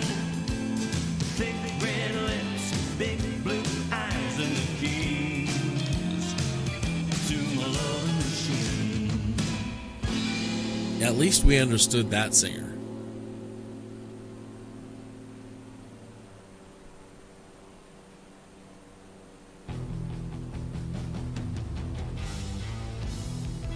I believe I saw an advertisement for somebody who was saying that you can get FM channels, that you can pay another type of subscription and possibly get FM channels for your live streams. I don't know how that works. If you pay ASCAP, how that would work with YouTube. That seems like a nightmare waiting to happen. If it could happen, it'd be great. I wish YouTube would create its own thing so that we can play music videos and certain content, certain old movies and old TV, nostalgic TV, 60s, 70s, and 80s TV. A way to use content in our in our live streams. Again, my perfect example is doing night flying in an airliner. There's nothing for you to see. All we are doing is monitoring the airplane. And as a passenger, that's pretty boring. As a pilot, you know what you're looking at, you know what's going on. But for a passenger to sit there and just watch your cockpit with nothing outside the screen, blackness.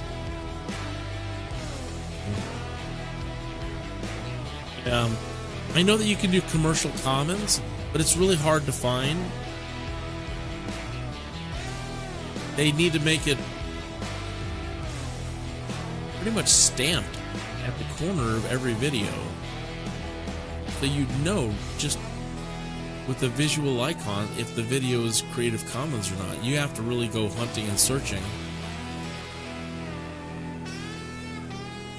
find videos that are just Creative Commons, and then anybody at any given moment can change the copyright status, and now you're looking at other problems.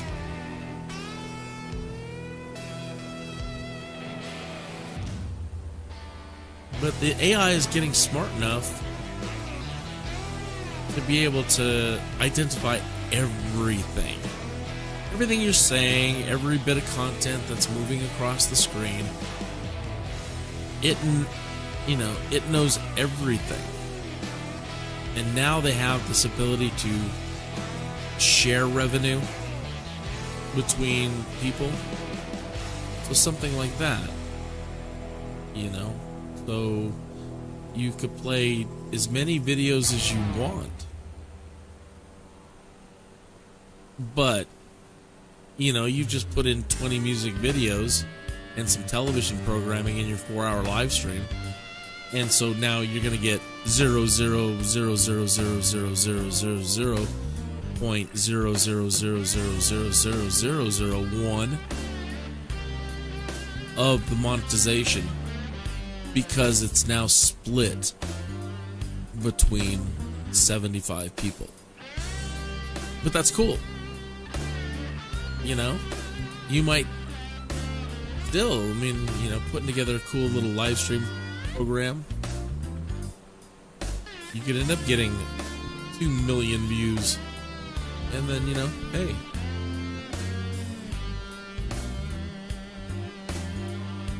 zero zero zero zero point 0.00001 of millions. So it's like $5, but still $5.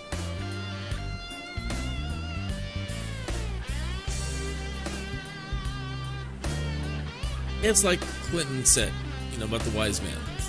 As long as you're happy, right? If you're not making the money, try to make your money some other way. But if that's what you like doing in your hobby and entertaining people and having a good time and playing music and watching videos and flying and gaming at the same time, and then yeah, beautiful world, man.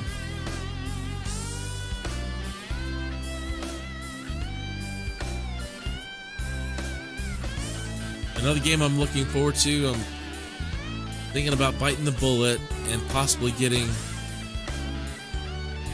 Troy, a Total War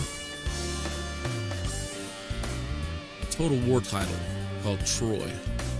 And really just to see how the Total War engine has advanced. But then they just announced Pharaoh. Total War Pharaoh. So Egyptian combat at the end of the Egyptian Empire when things started going crazy. The decline. But I'm terribly interested to see, the level of combat on all the little fighters now, and what they're able to pull off. I've got the last Total War. I'm not into Warhammer, and I'm not into Chinese or anything like that, so I haven't really picked up any of their stuff in a long time. I do have the Total War Rome, and the Total War Emperor's Edition. And I've never been able to beat them. But mostly I play them because I like throwing out, you know, a bunch of fighters out on the field and just watching it happen.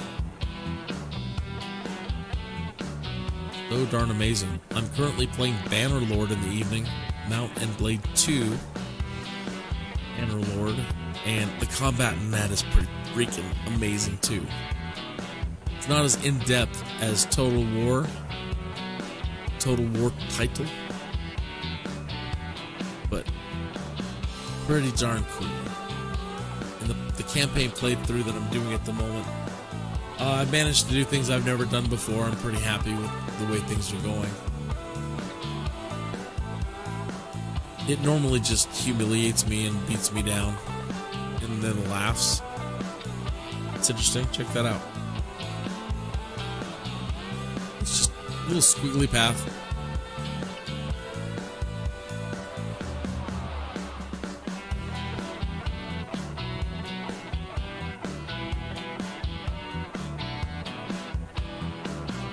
They're the only persons that I've seen so far in this whole trip with just a little squiggly path in their yard.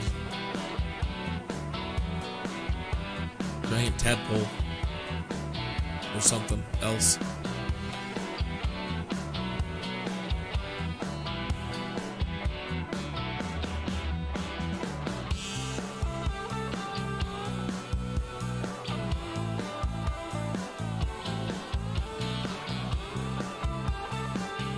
I've only recently noticed that they added these little extra tabs on the rudder.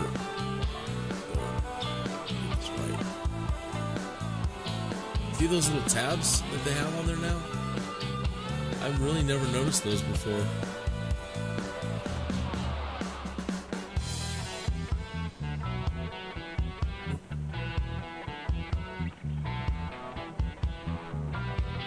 But some genius somewhere said, you know, it changes the whole plane. The dynamics of everything. These two little surfaces.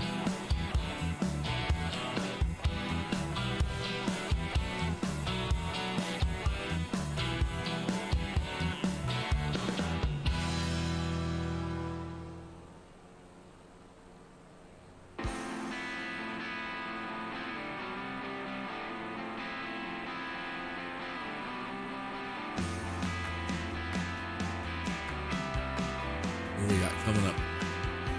We have Orinoco.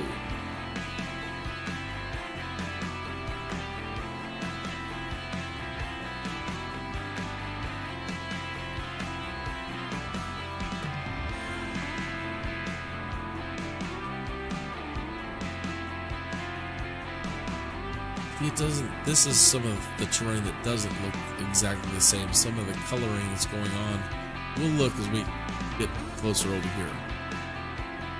But some of that, like this, going on behind us, and it didn't really translate.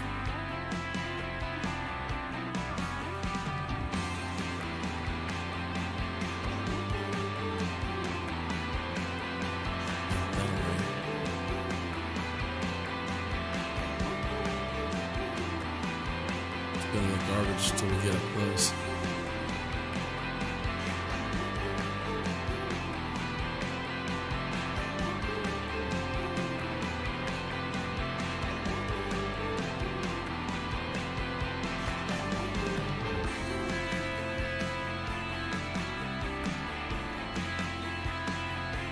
I don't know if the developers were joking when they were talking about they were presenting Microsoft Flight Simulator 2024, talking about the level of technology that's going to be involved in that. And he said, just to show you how much we're going up in technology, every tree can be 3D. Right now, all trees, they are mapped. They're using some sort of earth mapping software that identifies every single tree on the planet where it's at, It's just, I can't even believe I'm saying that.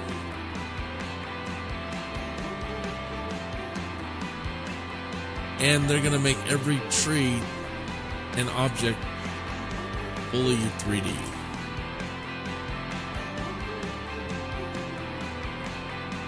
And just, yeah, it hurts my brain thinking about that kind of massive computing going on.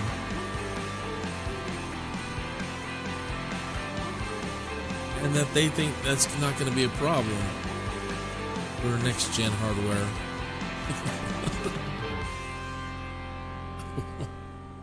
Wow.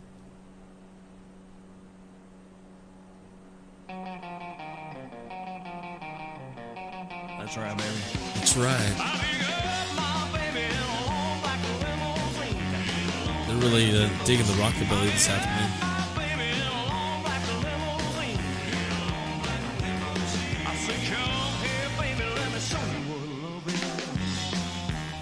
Yesterday on the Classic Rock channel, it was more like Pink Floyd and Black Sabbath.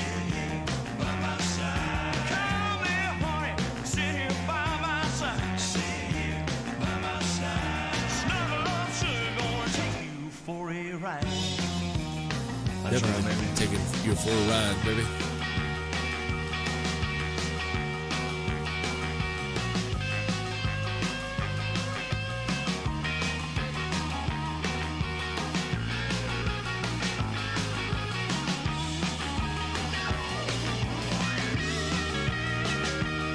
I love the backup singers.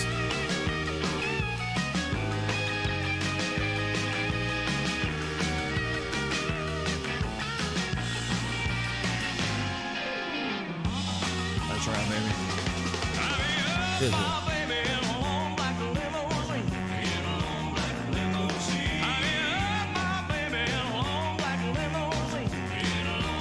Limousine.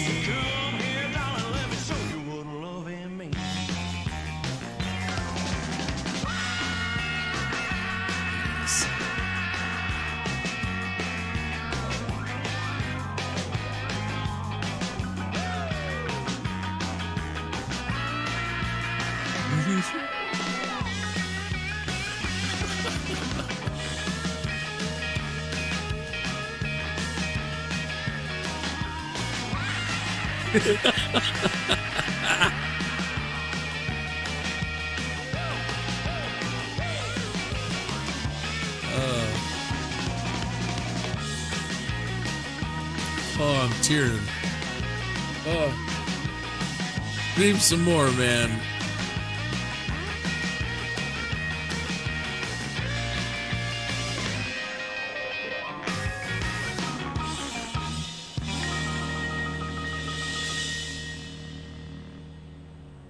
Nope, the ground doesn't look the same. Oh, it was killing me.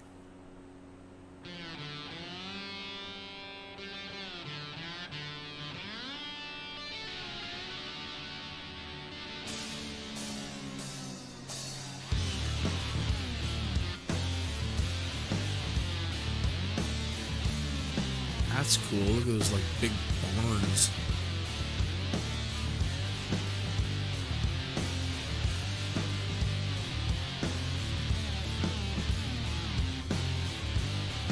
So easily impressed.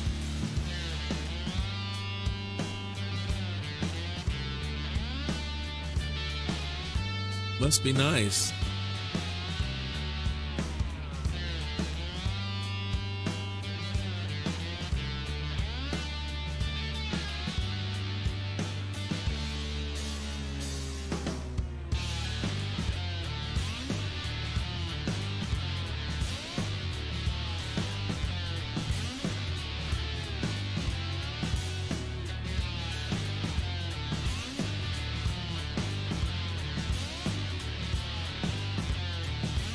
You have nice fields.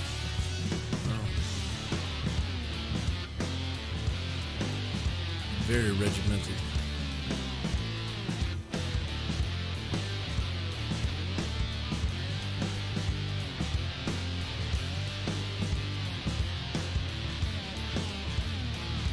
Can't have corn next to taters.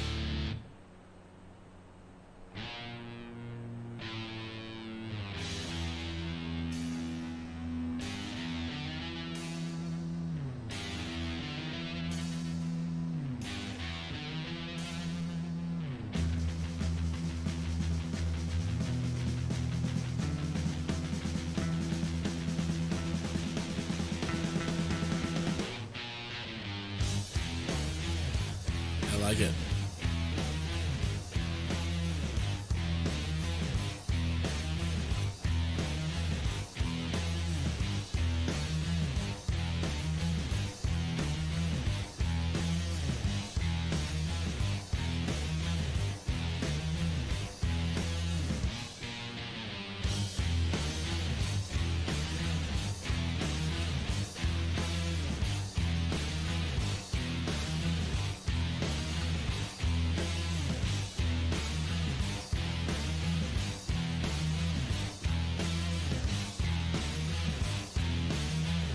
I wonder what it is, what they're planting in rows like that.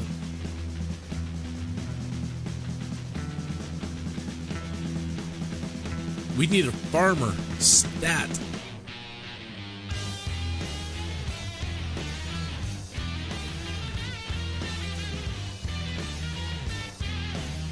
$30 miles and we were there. That's it. Did we drop off our VIPs? Well, let us find out.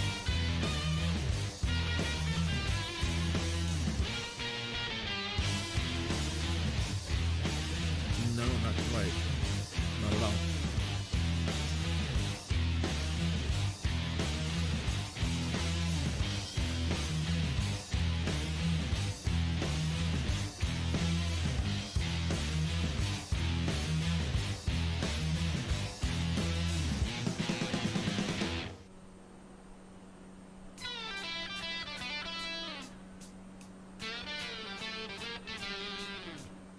How a kayak swamp. Dawa Gayak. It's in a little swamp right now.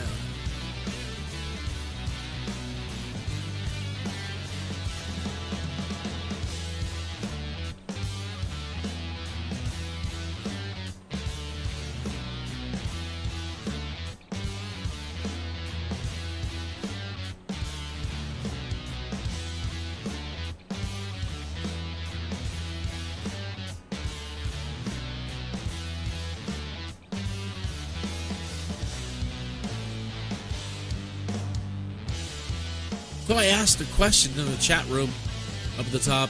I'm now learning about those ability to put a poll or open a Q&A with your live streamers in the chat.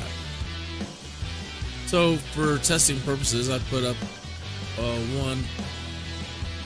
What was it? Do you live around here? What's your favorite genre of music? Genre. And was the other one? Do you live around here, or did I not choose to go with that? Oh yeah, because I didn't want to get too personal. Asking like, well, where do you live? Where do you live around here? Yeah, I skipped that one. And put up the poll. You should have told me that my audio sucks. You should have told me that my audio sucks too? Question mark. With the yes or no answer. No. Somebody's already put up no. 100%. No, you're right. You're absolutely right. I have to listen to the streams myself. And I'm going to need a new microphone, I think. This one is really old. It's still working. My other one is just, no matter what, filters won't save it at this point. Oh, man, I dropped it today. It was a lovely condenser mic. And I have been using it since 2005. This one almost as long.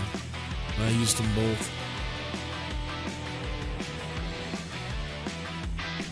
But yeah, after being around me and my friends, and in smoky environments, and yeah.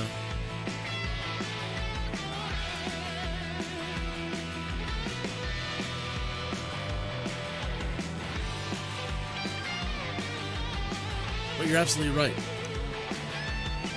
You shouldn't have to tell me that my audio sucks.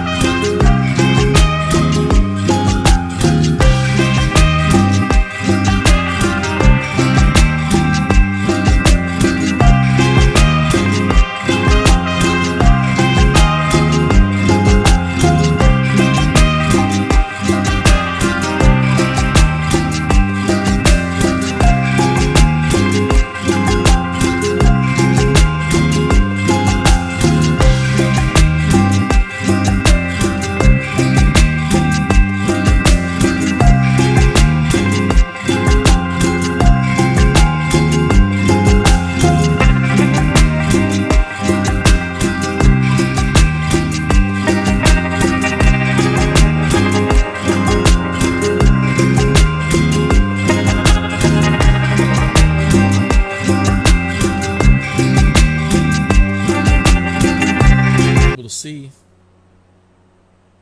what's going on. I've got the scene switcher on.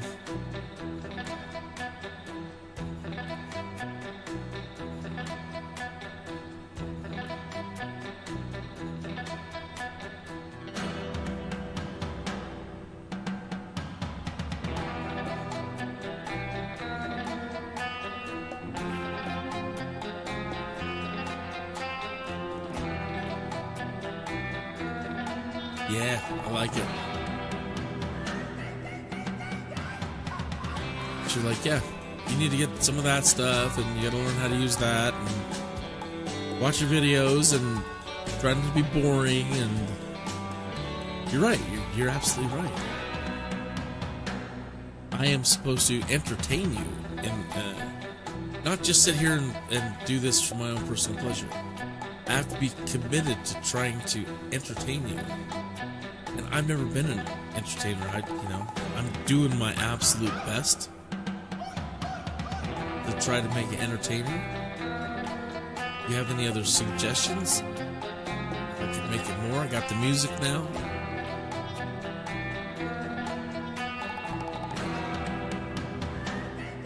I don't have any prizes or any stuff to give away.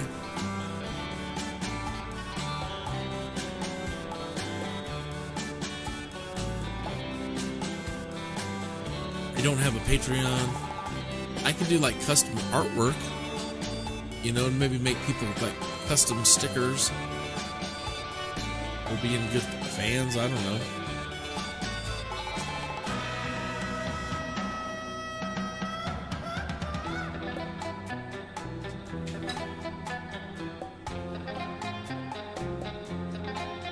Another thing, it won't always be these cargo flights in the same plane. I get bored too, and so I'll be switching it up sooner than later. We reach the coast. I don't know where we go, or where we'll go. I might just do an A320 flight back to Colorado, back to Denver.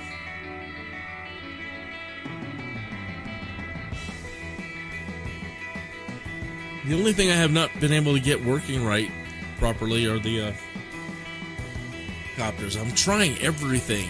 I go through all the tutorials on setting up the controls right, and even have all the assists turned on. And as soon as I touch the controls, the thing just freaks out and starts spinning out of control and going all over the place. And they're like, well, you just suck. And that might be. But I don't think so. Look at how nuclear green that is. That is Hulk gamma radiation nuclear green. I wonder if there's some kryptonite under the ground. I mean, who gets that green?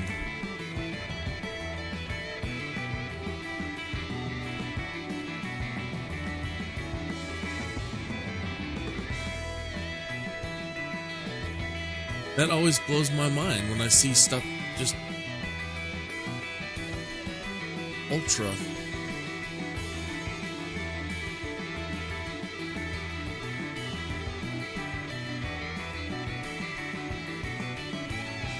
Yeah, and then you look around, you got some stretches of it here, like along these places. But that place over there, I mean, look at it, it's still glowing. There's nothing like it around. I mean, you see, again, you kind of see it happening on the edges of things.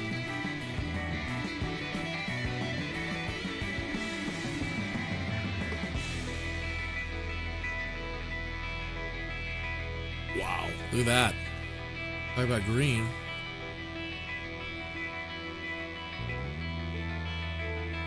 It's not as radioactive looking. It's a bit muted. But pretty neat, just the same. There's some more nuclear green.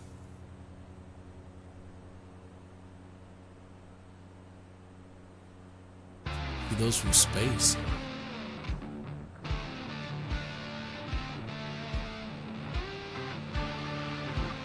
There's some. Wow.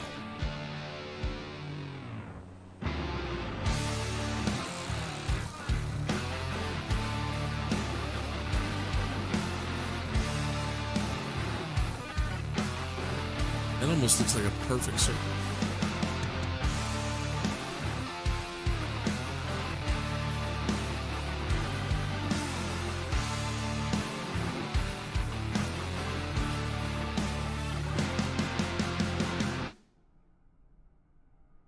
Oops, the other down.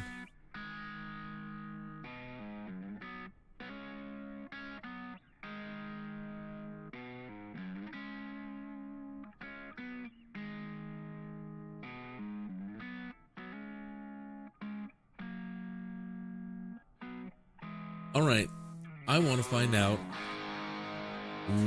what our VIPs we're going to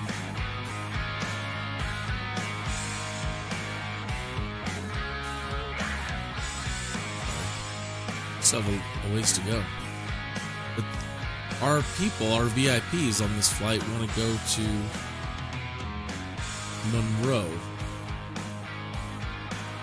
Monroe Charter Township. Let's find out about that.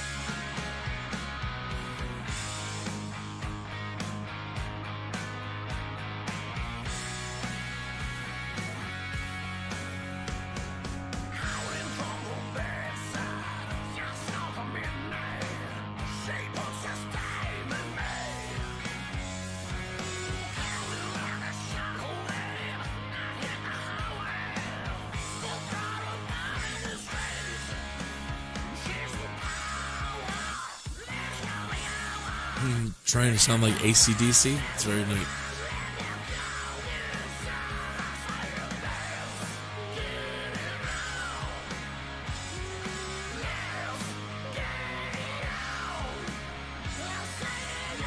Monroe is really just coming up as like some sort of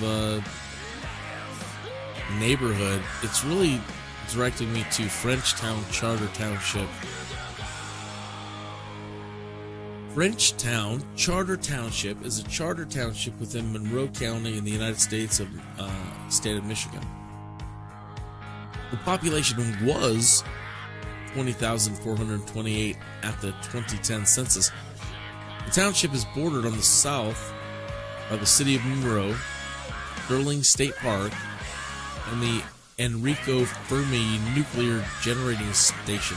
Unbelievable. You know, I've always wondered where it's at.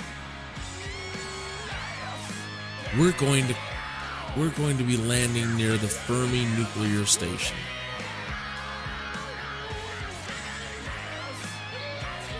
It's located within Frenchtown, and the township was the site of the Battle of Frenchtown during the War of 1812. Now I know why we're shuttling VIPs to Frenchtown.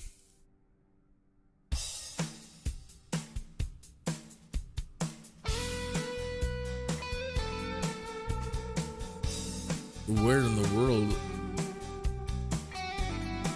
would they put it? That's power.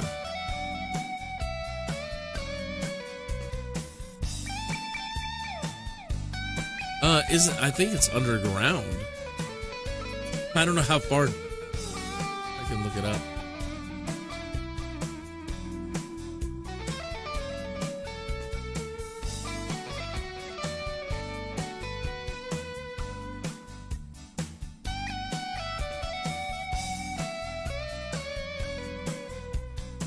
Fermi Labs. Enrico Fermi Nuclear Generating Station. It's showing here some nuclear towers in the area. I don't see that.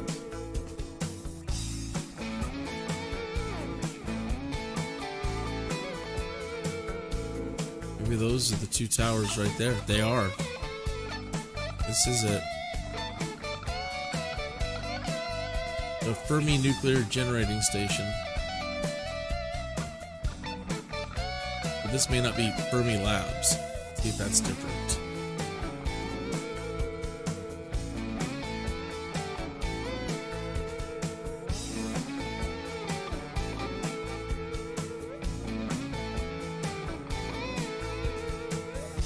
Fermi is in the National Accelerator Laboratory is in Batavia near Chicago. So we missed it.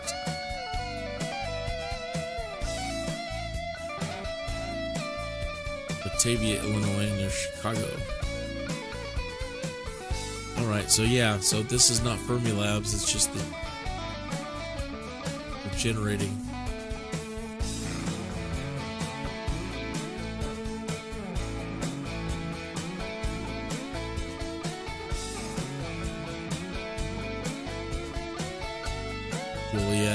Juliet Jake. Where is it located? Batavia.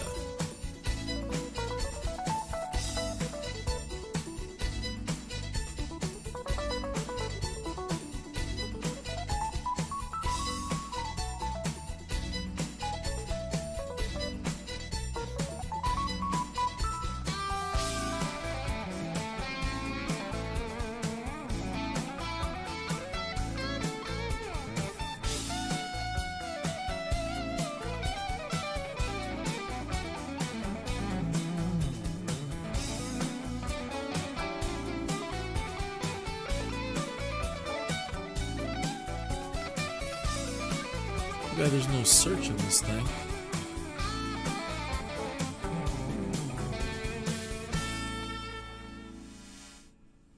There it is. We have found it. There's the Fermi Labs accelerator. Dang it. But hey, live and learn. I didn't, no idea. We were passing right by it.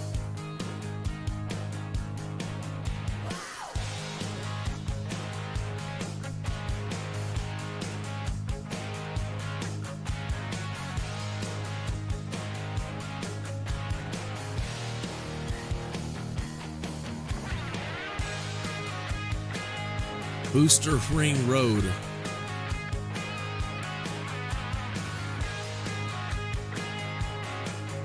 Ring Road.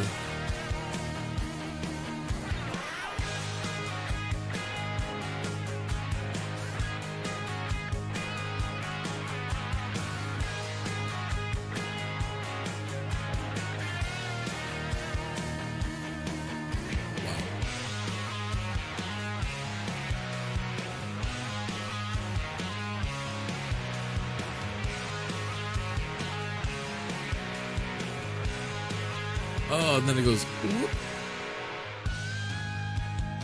Yikes. A weird bend there.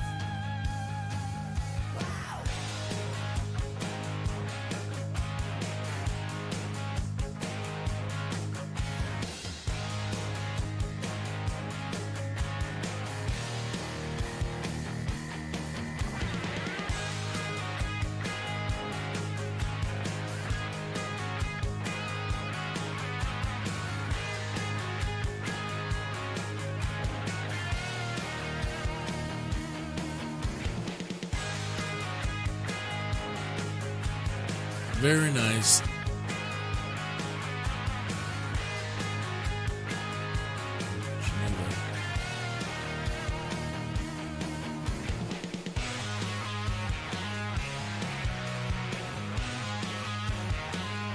Well, now we know.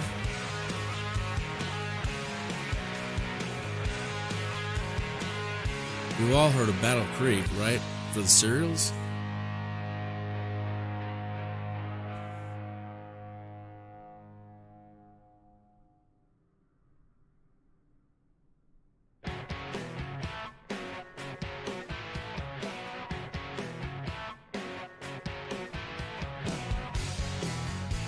Battle Creek is a city in the U.S. state of Michigan, northwest Calhoun County, at the confluence of the Kalamazoo and Battle Creek rivers. It is the principal city of Battle Creek, Michigan. Yikes. Michigan Metropolitan Statistical Area. I'm going to die up here. The 110th Wing is a unit of the Michigan Air National Guard stationed at Battle Creek Air National Guard Base. 110th Wing.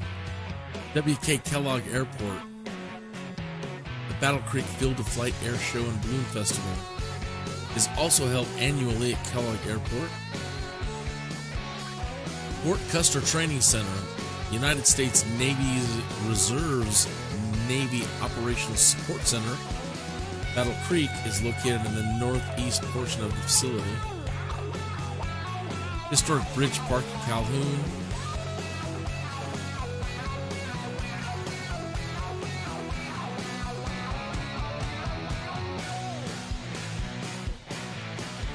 Toponym? The city had the total population of 52,731, nicknamed Cereal City, is best known as the home of Kellogg Company, of the Kellogg Company, and the founding city of Post Consumer Brands. One local legend says Battle Creek was named after an encounter between a federal government land survey party led by Colonel John Mullet and two Potawatomi in March 1824. The two Potawatomi had approached the camp asking for food because they were hungry, as the U.S. Army was late delivering supplies promised to them under the 1821 Treaty of Chicago. After a protracted discussion, the Native Americans allegedly tried to take food. One of the surveyors shot and seriously wounded one Potawatomi. Following the encounter, the survey party retreated to Detroit. Surveyors would not return to the area until June 1825, after Governor Lewis Cass had settled issues with the Native Americans. Early white settlers called the nearby stream Battle Creek River, and the town took its name from that. Another folk etymology is attributed to the local river, which was known as Wapakisco by Native Americans. The Wapakisco, or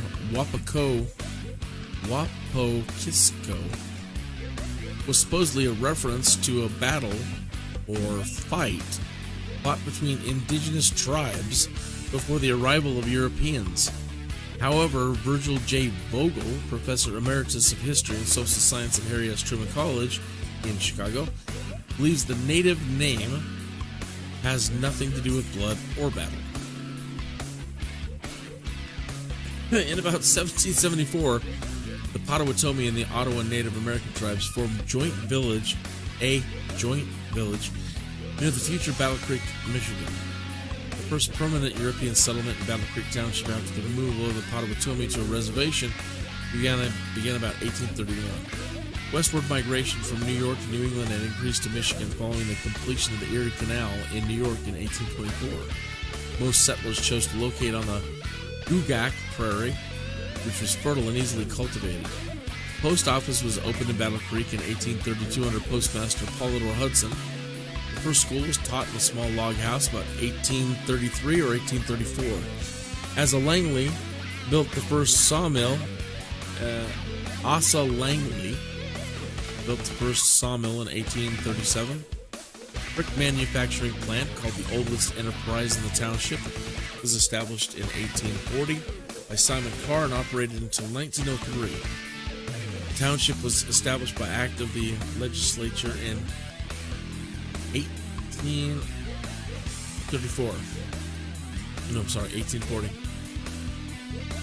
1839. My brain went all over the page there, and I'm looking for the first dates that pop out. The world heavyweight champion Jack Johnson was once arrested here for marrying his white wife and transporting her across state lines. He was detained in Battle Creek. Wow. W.K. Kellogg had worked for his brother in a variety of capacities at the BC Sanitarium. Tired of living in the shadow of his brother John Harvey Kellogg, he struck out on his own, going to the boomtown surrounding the oil fields in Oklahoma as a broom salesman. Having failed, He returned to work as an assistant to his brother while working at the sanitarium's laboratory. WK spilled liquefied cornmeal on a heating device that cooked the product and rendered it to flakes. He tasted the flakes and added milk to them. He was able to get his brother to allow him to give some of the product to some of the patients at the sanitarium. And the patient's demand for the product exceeded his expectations to the point that WK made the decision to leave the sanitarium. Along with some investors, he built a factory to satisfy the demand for his corn flakes. It was during this time of going their separate ways for good that Dr. John Harvey Kellogg sued his brother for copyright infringement. Shit.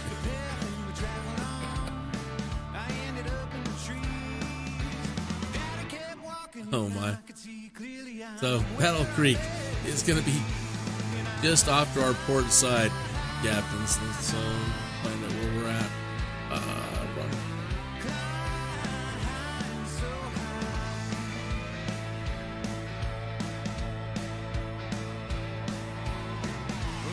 Battle Creek.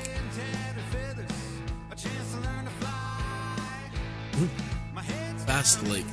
I thought it was like frosted flake. Yep, my eyes don't work right. But yeah, Battle Creek.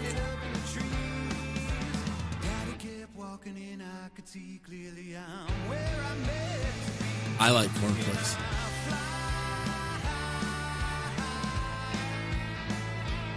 I mean, who doesn't, right? I mean, have you ever met anybody that doesn't like cornflakes? I like them as a chicken breading. For fried chicken.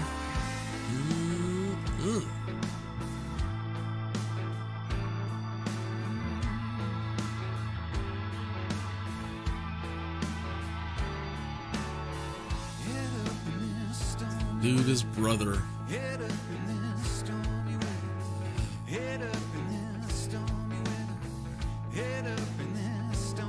This is a song about flying, I dig it.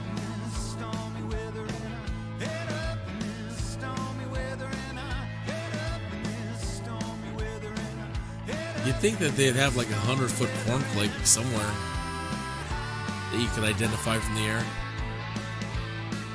A super giant cornflake.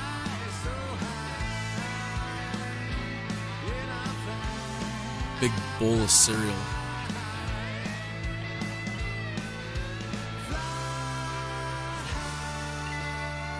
We need more crazy monuments like that.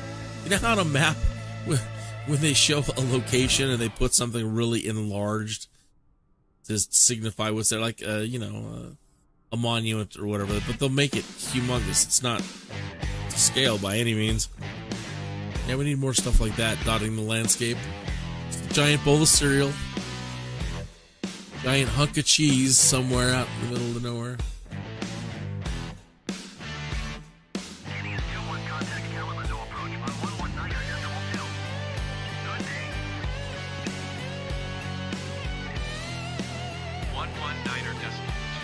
I mean, you have so much flat land out here. Anything you create is going to stand out. Get it up off the ground.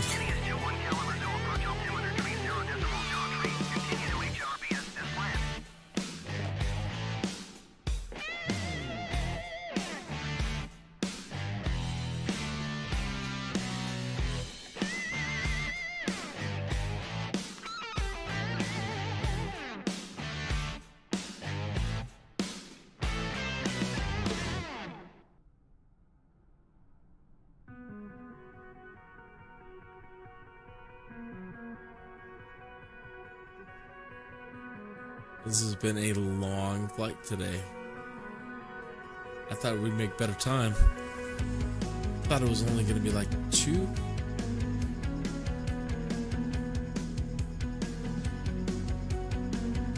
Yeah, I thought it was going to be 2 hours, and we're going into the 3rd hour.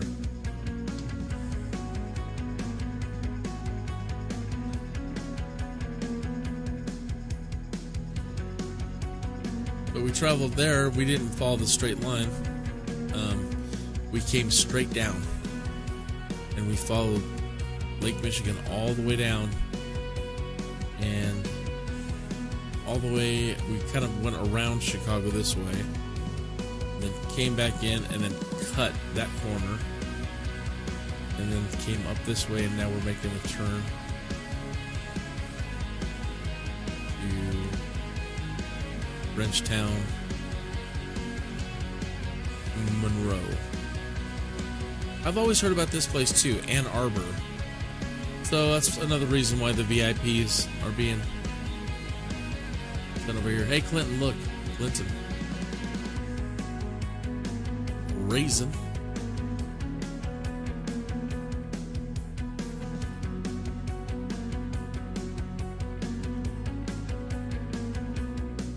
Yeah, and then it won't take us any time at all to just head over to Detroit.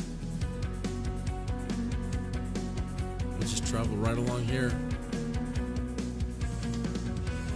I'm out in Harris. We'll come out over this body of water.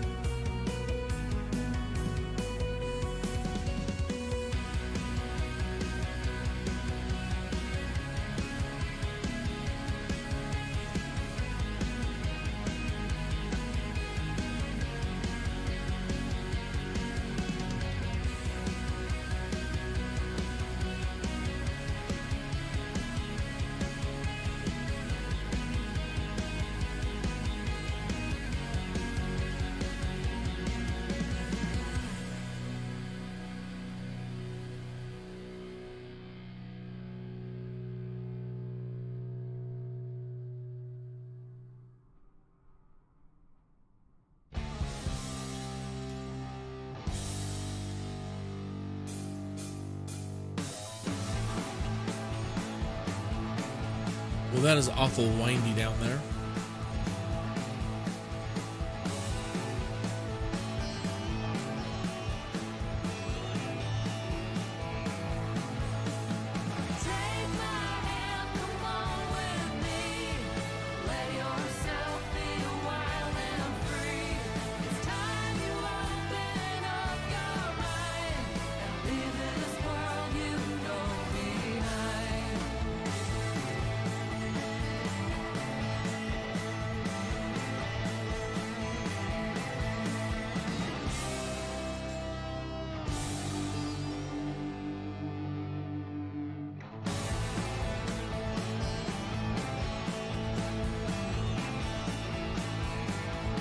East Leroy.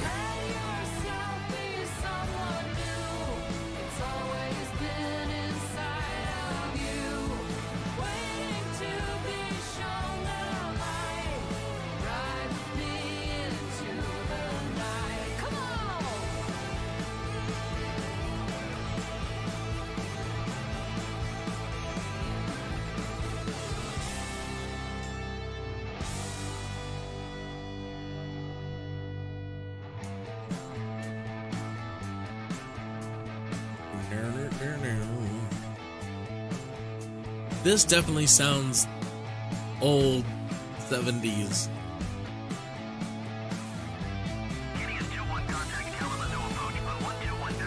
Kalamazoo approach. 121.2 for Kinneas 21. Kalamazoo approach Kinneas 21,500 feet. Kinneas 21 Kalamazoo approach altimeter 30.02. Continue to HRPS as planned. Roger, roger.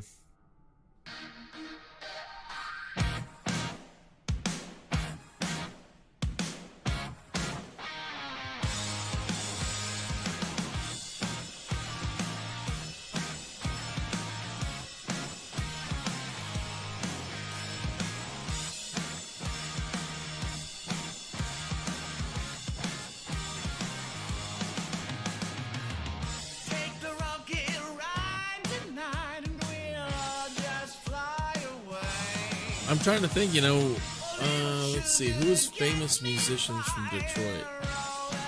Bob Seger? You know you want to. Yeah, it's true. You know you need to. Yes, you do. And we're all Iggy Pop, Kid Rock, Bob Seger and the Silver Bullet Band, The Stooges, Ted Nugent, Grand Funk Railroad, Mitch Ryder, Alice Cooper,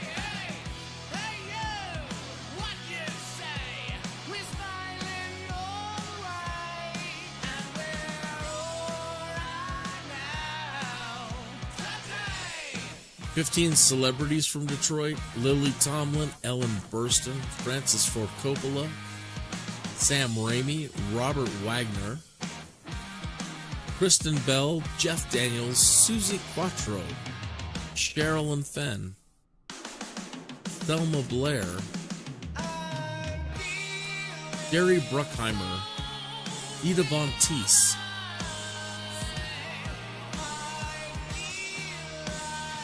wow, pedigree. Well, I don't know so much about Bruckheimer. I mean, he's very talented, but he almost looks like one of the dudes from ABBA. Where are all the others? Thelma Blair, pedigree. Sherilyn Fenn, pedigree. Susie Quattro, kinda, yeah. Wagner.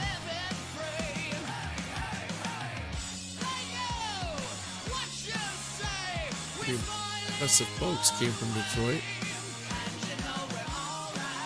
Alice Cooper.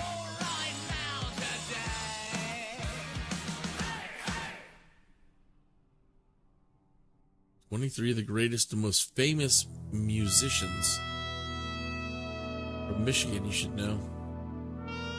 Despite the Wolverines' state's significant role in developing American soul and rock music, it remains in the cultural shadow of LA and New York.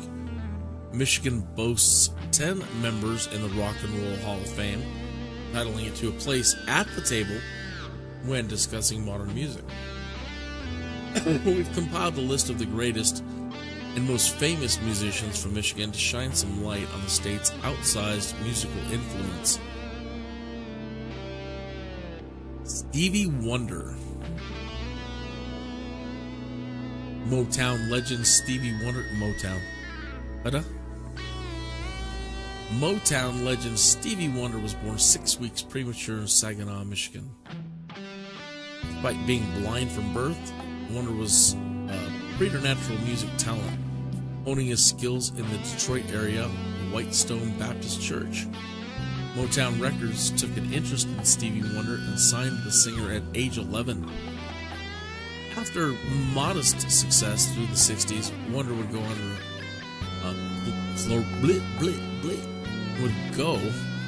a prolific run of records in the 1970s. Two of these albums, Inner Vision and Songs in the Key of Life, are considered among the best albums of all time. Iggy Pop, known as the godfather of punk, Iggy Pop was born in Muskegon to an affluent family. Pop cut his teeth as a musician in Ann Arbor, which were going to be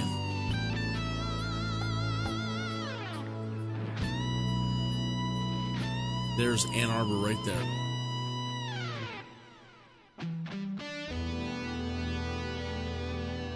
He cut his teeth as a musician in Ann Arbor before moving to Chicago, where we came from, to hone his skill as a drummer. Eventually, Pop returned to Detroit and formed the Stooges. As a member of the Stooges and also a solo artist, Pop embodied a punk rock ethos with his wild and often violent live performances. Don't know who that other person is. Well, we can find out right now. Sufjan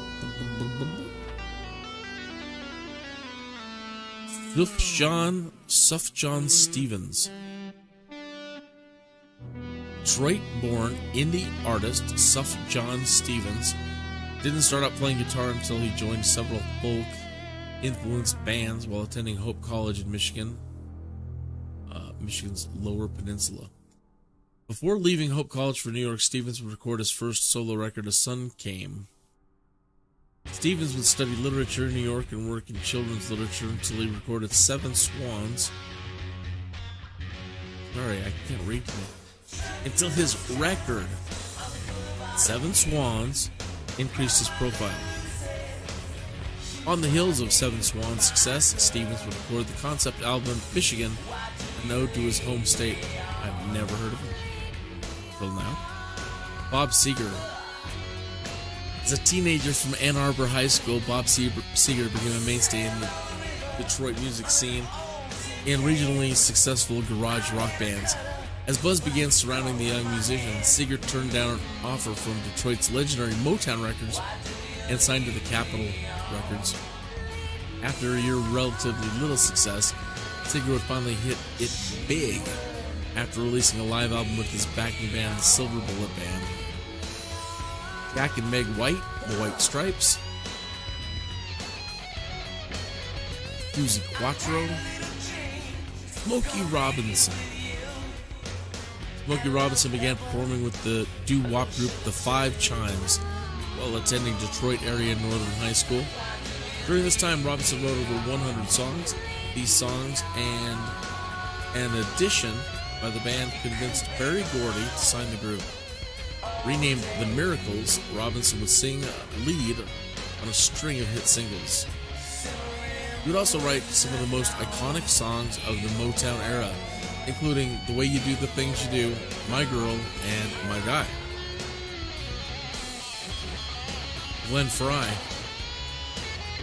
While attending Michigan's Oakland Community College, future Eagles drummer Glenn Frey befriended Detroit musician Bob Seger. Frey played on several Seger records and was asked to join Seger's band. Frey, only 19 at the time, was forbidden to do so by his mother. Nonetheless, Seger encouraged Frey to pursue his songwriting. By the end of the 60s, Frey moved to California, where, as part of the Eagles, he would help define the folky sound of the Laurel Canyon scene with hits like Take It Easy and Hotel California. Hey, you know what? There's really no point in mentioning it, I suppose, in a little short statement like that, but he's saying they defined the folky sound of Laurel Canyon. But it wasn't really until the Beagles, yes, them too. It wasn't until the Beagles and the Eagles came to Colorado and spent time in the Rocky Mountains that they solidified their sound and came up with the name the Eagles. That took place in Colorado. I have it right. Anthony Kiedis of the Red Hot Chili Peppers, child of divorcee Grand Rapids, Anthony Kiedis moved in with his father in Hollywood at age 12. Not long after, he would meet a teenager named Flea. The two would become inseparable, getting into music, drugs, and trouble together. Flea would even accompany Kiedis to Michigan to visit his mother.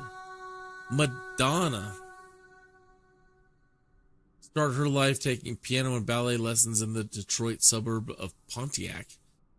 Her ballet instructor inspired her to pursue dancing. She received a dance scholarship at the University of Michigan. Madonna would become the most famous female artist of the 80s and 90s. Her work garnered an induction to the Rock and Roll Hall of Fame. It's kind of been really strange lately. Really. Or Jason Newsted was a metalhead. He was the family farmhand at Battle Creek, which we just passed. We're talking about Jason Newsted of Metallica. When Newsted wasn't working, he obsessed over the record collection of his older brother. Newsted put down his guitar and began learning bass after hearing Kiss's Gene Simmons on one of these records. Newsted found himself stuck in Phoenix after his band Gangster broke up on their way to California. Undeterred, Newsted would successfully audition to become the bassist of Metallica. He plays on their classic albums and Justice for All and Metallica. Kid Rock developed an interest in hip-hop as a teenager and began performing in the Detroit area alongside Eminem, Anna Ross, From the Primettes in Detroit in 1959, the group gained popularity regionally and won a talent show, raising their profile. The Primettes had an audition with Berry Gordy, and in 1963, they would have their first of many hits with the song When the Love Light Starts Shining Through His Eyes. Alice Cooper, Jackie Wilson, Bill Haley, Del Shannon, Ray Parker Jr., Ted Nugent.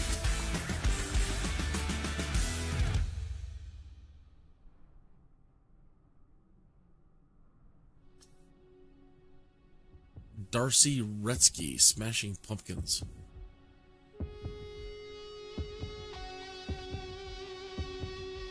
Wow. Quite the list of people. How are we doing? It's there. Our destination is ahead. Just a little bit further. Just a bit further. Come on. I mean, I could speed this up. We have the technology.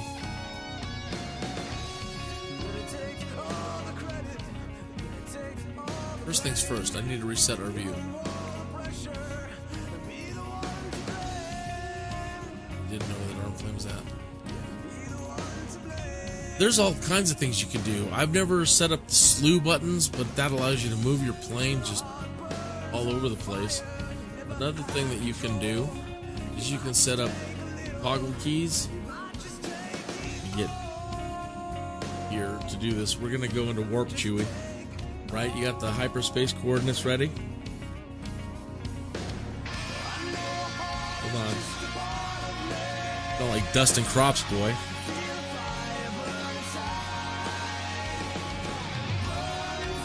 Okay. I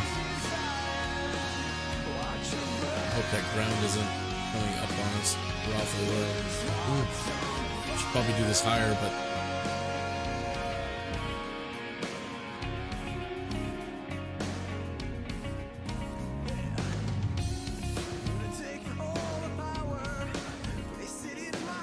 hang on, Chewie.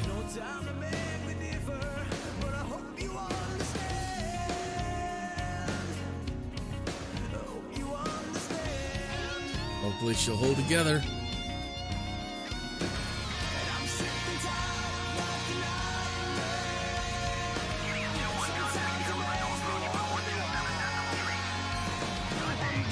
What's going on, Chris?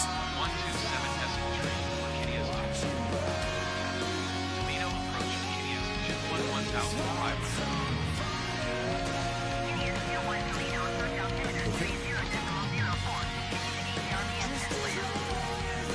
All right.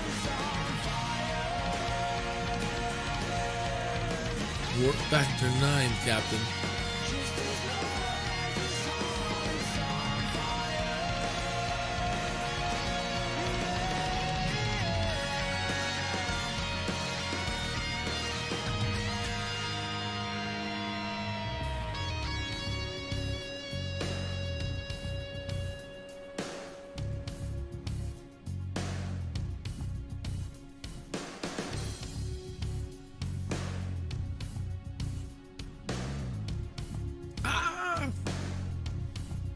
I've clipped the world.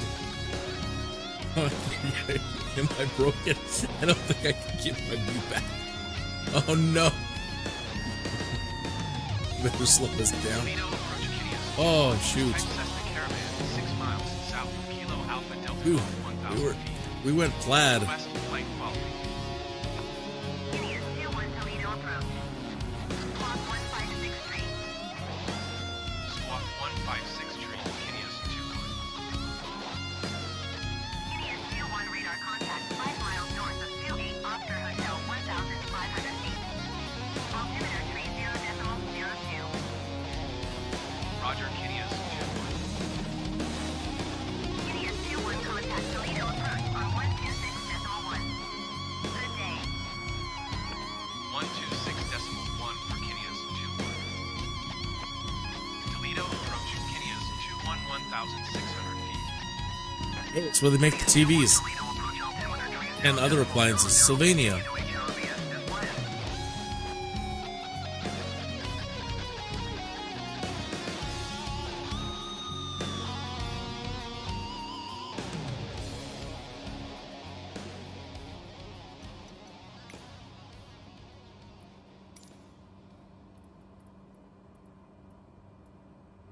We are going to ATTF.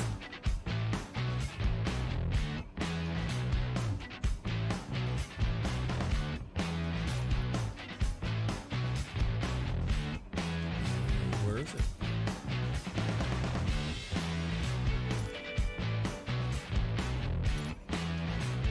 Which way is the wind blowing? The wind is blowing from the north.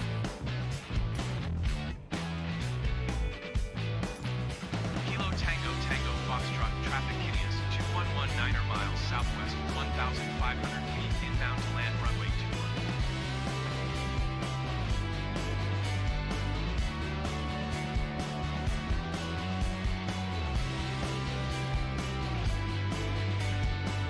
To our port.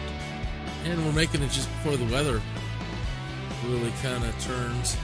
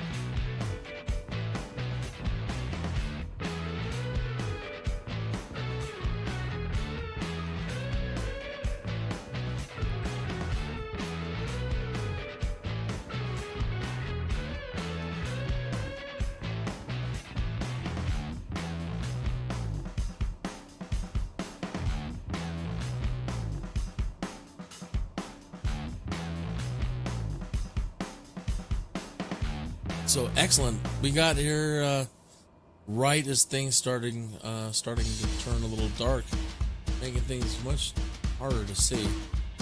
So it couldn't have really timed out more perfect.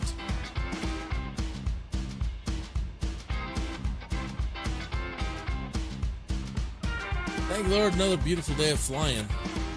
It's not over yet. As soon as we touch down, we're going to quickly just shut the engine off for 5 seconds. Get paid, then get back up in the air, and we just have to go right to Detroit, which is just right over there a little ways, not far at all.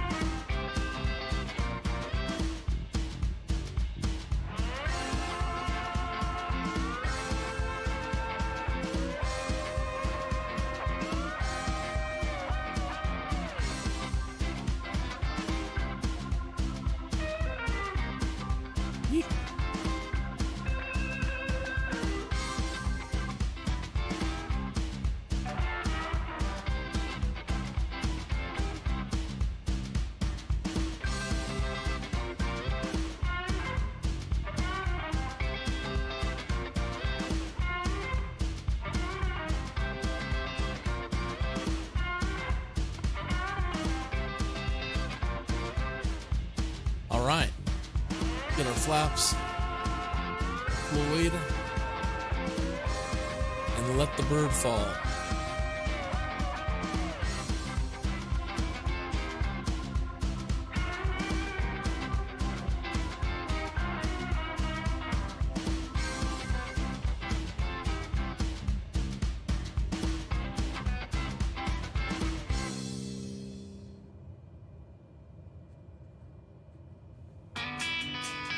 That's the speed.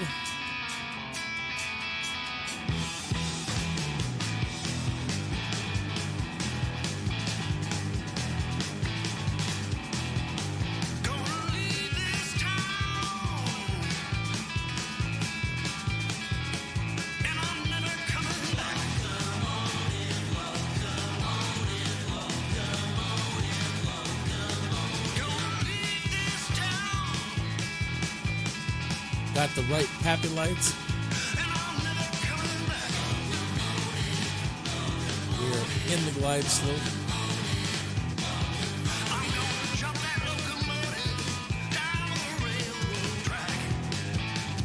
Oh, I'm so close to stalling.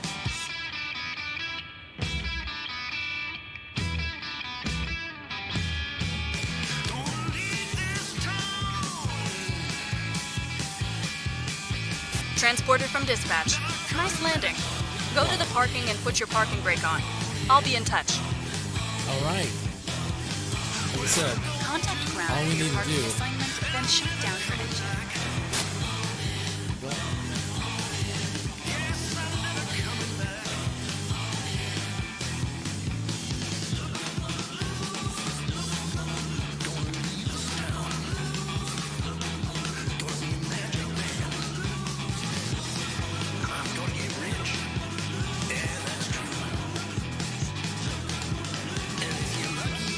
As soon as the propeller slows down a little bit,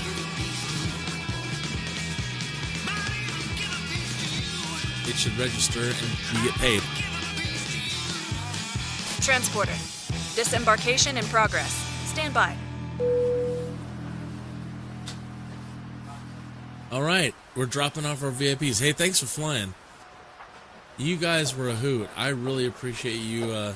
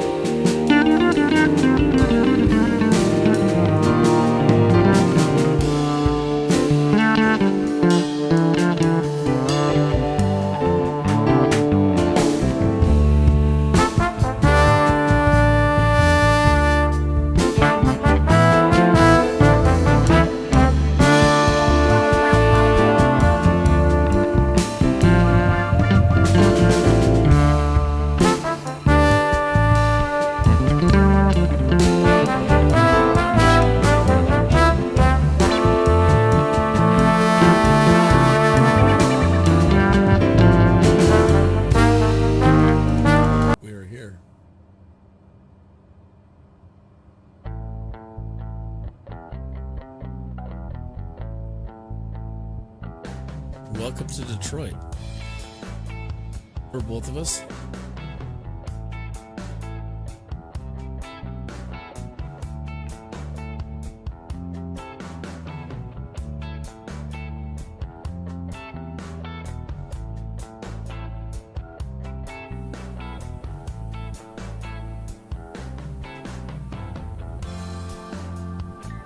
really do it in that view.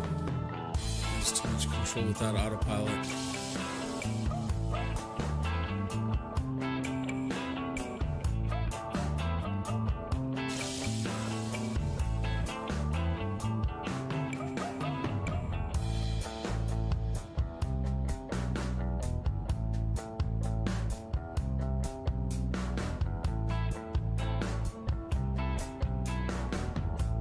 Right over there.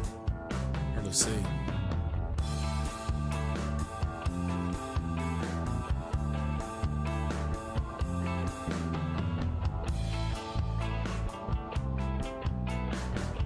Well, that's a mighty bunch of blue buildings. Somebody knows what that is.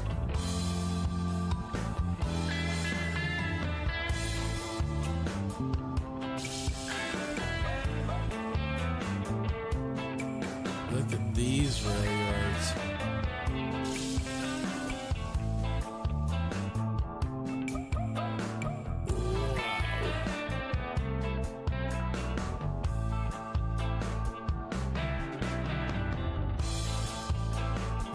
How they fan out like that. Pull them off. And then exchange that way. Right.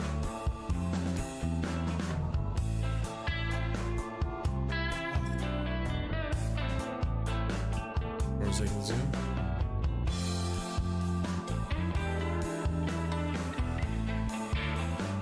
Wow. That's very impressive.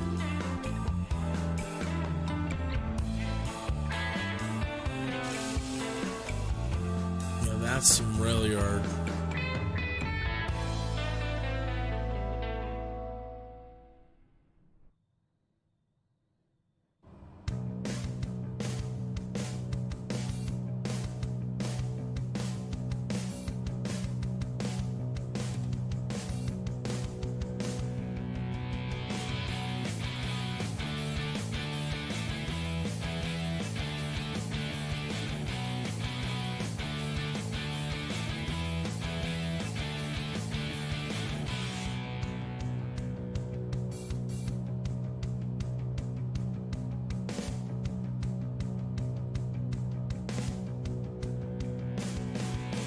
Dearborn. We're not even in Detroit officially.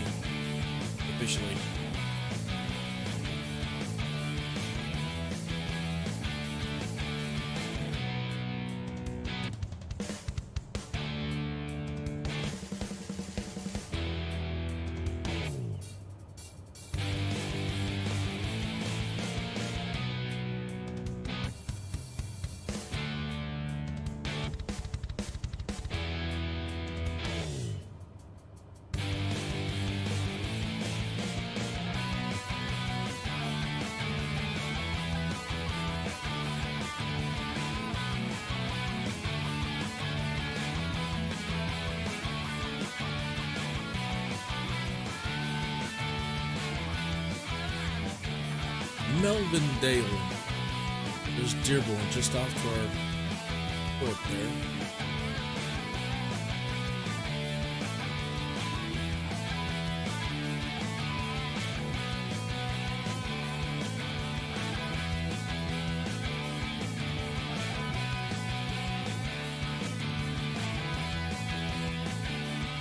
Wow, is that a racetrack? Whoa.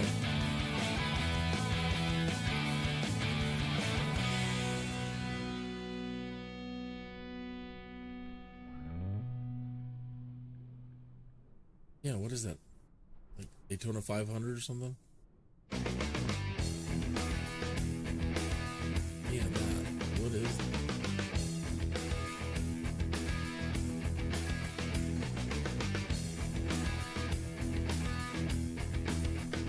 Well, it's got to certainly say here on the map.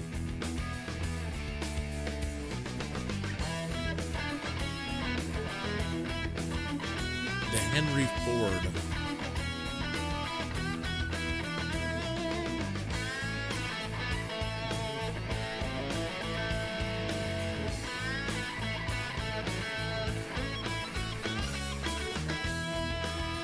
Bear Lane Town Center.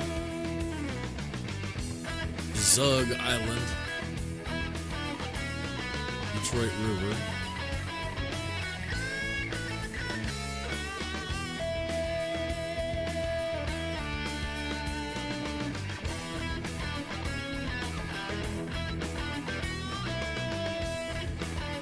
That's it.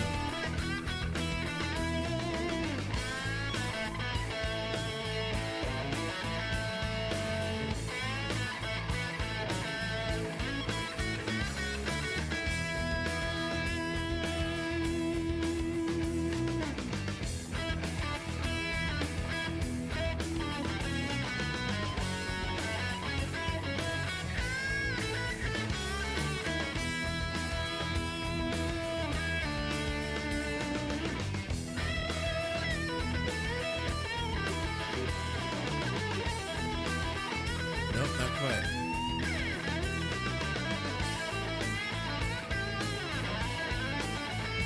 Here we go.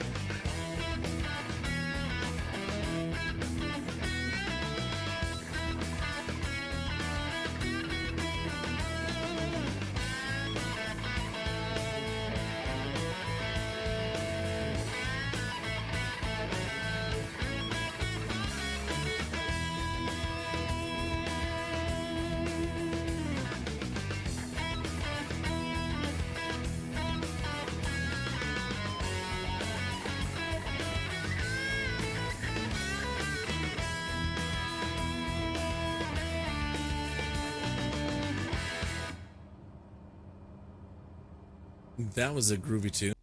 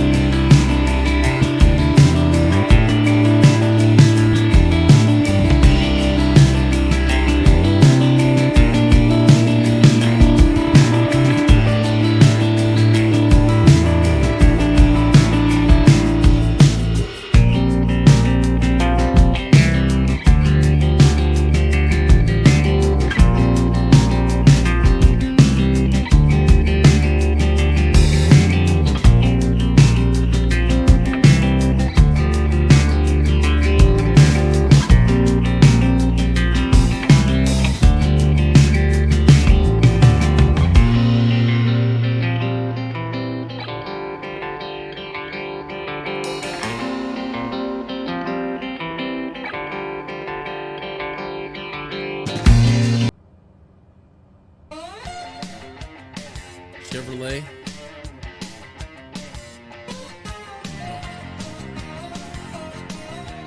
I'm discombobulated.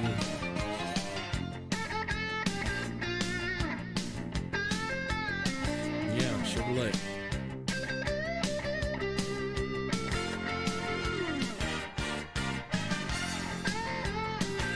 Yeah, need a much better graphic processor.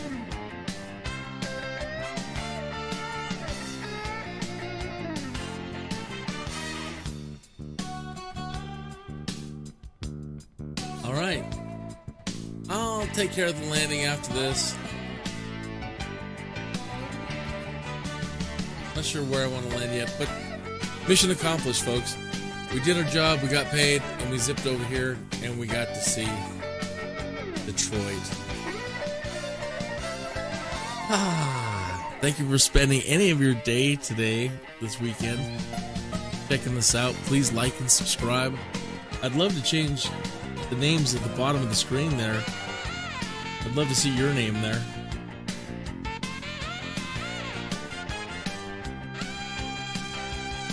So, break out the use the proper screens and don't be a chump. Okay. So we don't need this one. No. Yeah, leave. No. I'll get used to it. Come on, turn on, and then turn on this one.